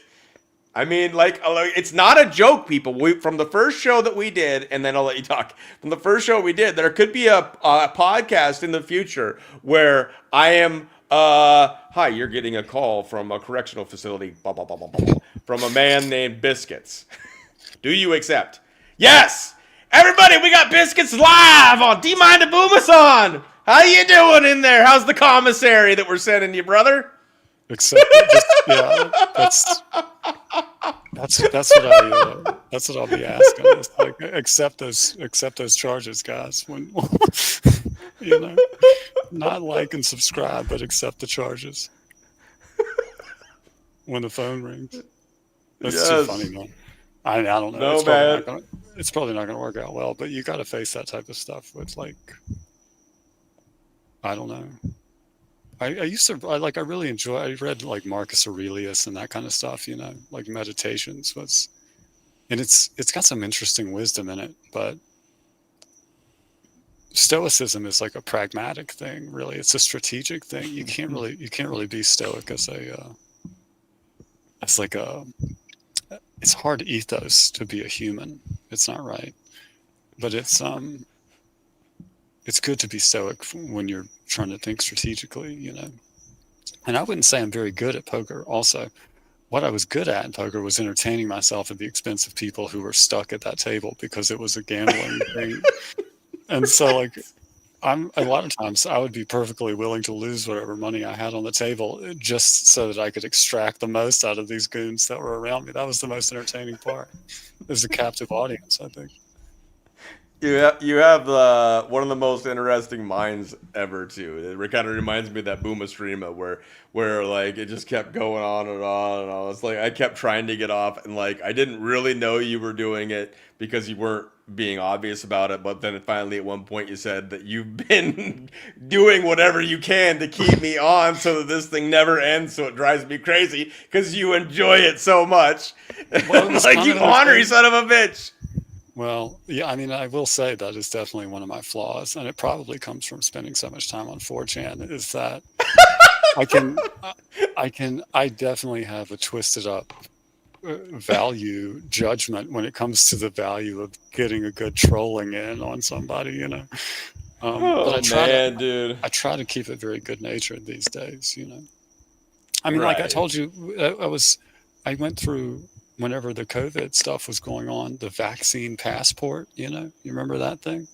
I told you that I spent a lot of time, like for weeks, making reservations at very high end restaurants for very large parties of people, you know, like 12 people or something. When you had to, and they would say, does everybody have their vaccine passports? And I would say, yes, they're all going to have it by this time. Like we're all going to bring our vaccine passports. All 12 of us will have it, as we're going to be celebrating it with a trip to New York, you know? And of course, these places are like struggling, right? Because the travel is down. And then like the night before or the day of, you know, I would call and say, oh, I'm sorry. One of our party didn't get their vaccine passport, so we're just going to cancel the reservation. And inevitably they would say things like, well, it's okay if, you know, one of them doesn't have it. And I would say, no, we can't put the population at risk. We're canceling our whole vacation. And I just forgot to call you until it's too late. I'm sorry, you know, the reservation is canceled. And that's it. Just only because there was so much value to me in torturing those businesses that were talking about not letting people eat there without a vaccine passport. And I mean, I did it a bunch, you know, Dude, and and there's so many stories. Okay, I know this has gone a little bit long, but if you haven't told this story, because I don't remember if you actually did or if we just talked about it, it's just like the best one. Have you told, and then if you haven't, can we end on the penny story? yeah, so I haven't told it, I think, but I'll tell it. Okay, I know this has been a long show, everyone, and it got a little tense there. I figured it kind of would, but I told Biscuits I love that we can agree to disagree, and I have obviously, you guys see me if you watch my freaking channel on the Grifter Shamathon, I go fucking nuts, and when there's nobody to regulate me or stop me, I'm a fucking nutter. I admit it. I have a different style, and I'm fucking, like I said, first-person shooter attack. Like, I'm not going to play the game of, like, I mean, I'll do the little fake outs, go around the corner or whatnot, and trick people, make you think I'm going one way. But I'm mostly, like, just go as hard as I can, as fast as I can, and try to trick people, because they're also being players in the game that play strategy. I'm like, fuck strategy. I'm going to come at you as fast and hard as possible, and if you can't fucking stop me, you're fucking gonna die. That's how I do it. Biscuits is a little different. But get this. So, the story that Biscuits has here, I want to end on this, and it's fucking epic, just like the stories of the vaccine passports and you calling and making reservations and canceling at the last second, and just probably making the most depressed fucking workers at a restaurant place that you could possibly have. This fucking story, guys, the penny story. Please, Biscuits, take it away. So I can't really take credit for the idea. I think that I had read about someone doing this at some other thing or whatever, you know, on a smaller scale. But the point is, it was at a, what is the word? An orthopedic. It was like a specialist doctor's office for orthopedic surgeons. So this is like a little single occupancy office building for an orthopedic surgical group. Anyway, they had done some, I'll say, some very substandard diagnosis, and they were basically sent a bill that I didn't want to pay. And I think they violated like HIPAA laws. I had a reasonable complaint for the medical board of the state, which I asserted to them. And they were so obstinate and rude throughout the whole thing. And it pissed me off the way they handled it. And they sent me this bill for like $904 or something for, like CT scans or something like that. And they were like, look, we're going to send you to collections. If you don't pay it, you're just stuck with it. You got to pay it. So according to the 1976 Coin and Currency Act, if you enter into a contract with any business that doesn't have clear signage on the wall where you enter into the contract, so it would be like at the register or where you sign into the doctor or whatever, stating that they only take certain types of payments, then all money is legal tender for that transaction, and they're obligated to take it if you pay it, even if you pay it in pennies. So I decided that I was going to pay this $900 and some bill in pennies, which is not an easy task. Which is not an easy task because banks don't have a lot of pennies. I ended up going to 3 different banks and only got it because at the third bank that I went to was in the city that this was in, or the town, I guess, somewhere in between. This bank serviced like the commercial sort of district of the town. And so they had a lot of change in their vault for use in tills or whatever. And even then, the lady was like, I mean, we have it, because I only needed like $600 worth of pennies at that point. She said, we have it, but if I give it to you, we'll basically be out of pennies. And I ended up talking to the lady, human to human. And I was like, listen, let me explain. And I explained the whole ordeal to them. And she started cracking up and she was like, look, I'm going to give you these pennies, right? So she did. And I had to carry them on like a furniture truck, like a hand truck. A hand cart, because they came in boxes of I want to say the boxes were $50 worth. There was 100 rolls of pennies in each box. And so I went in at 4:30 on a Friday with all these pennies and put them on the hand truck and carried them in. 4:30 on a Friday when they're just looking forward to the weekend. Clock out, going to 2 days off. Got in line and, got up to the line and told them, I said, basically, look, you guys, I printed out the 1976 Coin and Currency Act to bring with me, by the way. And then, obviously they said, well, we're not going to take these pennies. And I said, look, you're going to take these pennies because of the 1976 Coin and Currency Act. I've got it right here. You can read it if you want to. This is a legal tender. I'm going to pay this bill. I'm, documenting this. And they said, sir, you're going to have to leave. We'll call the cops. I said, I'm already on it. I called the cops right there at the line from my cell phone. And I said, hey, man, this company right here is refusing to accept payment. And according to the 1970, I went and the cop was like, dude, what? We're not coming out there for this. And I said, I don't want you to come out here. I just want these people to take my money. Finally, of course, there's like a guy on crutches behind me in the line because it's an orthopedic surgical center, And I turned around to that guy at some point and was like, I'm sorry, buddy. And he just had this big smile on his face. He was like, take your time, man. He's like standing there on crutches. It's like, it's not a big deal, bro. Take your time. He's enjoying this. Yeah. So, and this is like before cell phones, right? So like there's no one that's going to take a video. It was like Motorola Razr tier cell phones. Yeah, that's what I meant. Like smartphones and everybody videotaping everything. Okay, good context. Because to get this on video would have been what we would do in modern times. But this was before even then. So just the people that were actually present had the joy of always knowing the story. If this was on video, it could have saved the world. But yes, it could have, man. So anyway, there's like a couple ladies there at the desk, at the counter. And I said, look, it's all here. I've got the images, $900 and whatever dollars and however many cents. And I'd taken a bunch of the pennies out of their little boxes. And so it was just, I put them in a bigger box. So it was just this gigantic box of rolled pennies. It was impossible to tell how much was there. And so we had to count it out. So I started helping them count it. And it was me and these 2 ladies were all counting rolls of pennies, and I got up to about 100 and some rolls, and I said, "Oh my God, I lost count. I got to start over." And then they let me start over again, and I did the lost count thing again. And by this time, it was like 5:30. One of the ladies that was behind the counter was crying, and some guy came up and talked to the other one, and then they came back and were like, "Listen, we'll take it. You can just leave it." And $900 worth of pennies, which is a lot of pennies.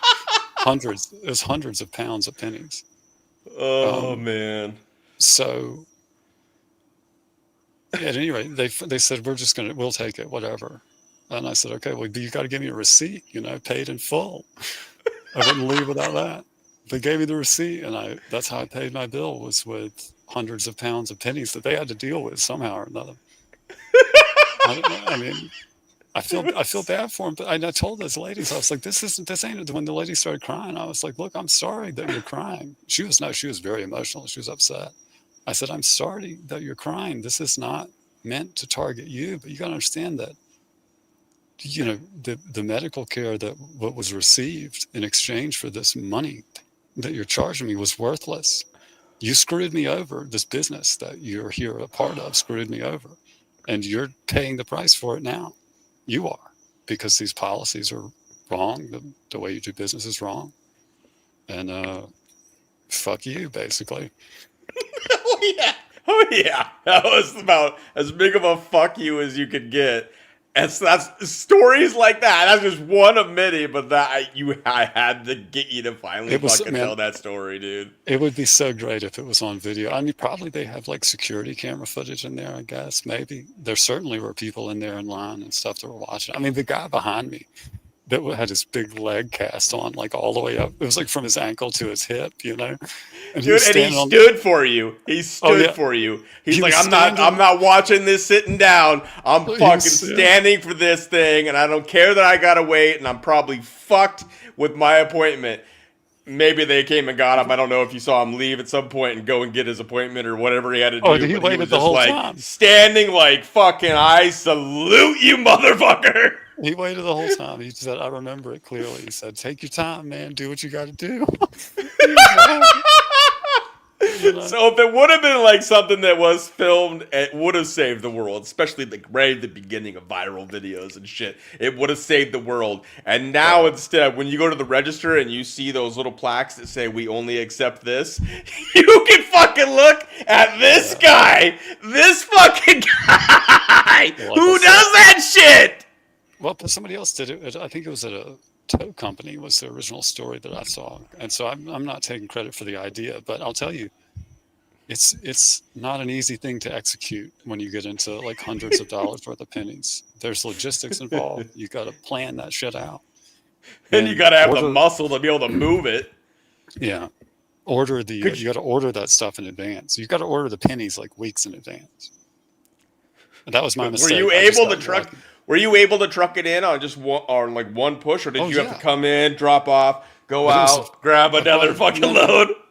It was one of those hand trucks where you can take the handle out and make it. It has 4 wheels, the big. Oh wow! The big tires, and I just put it in cart mode and loaded it up with the big box and then all the rolls inside it.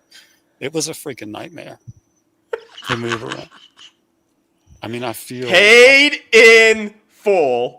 Yeah, dude, I should have kept that receipt. So it's epic. It's a shame that it wasn't documented, but there certainly were witnesses. Like, it would be funny to hear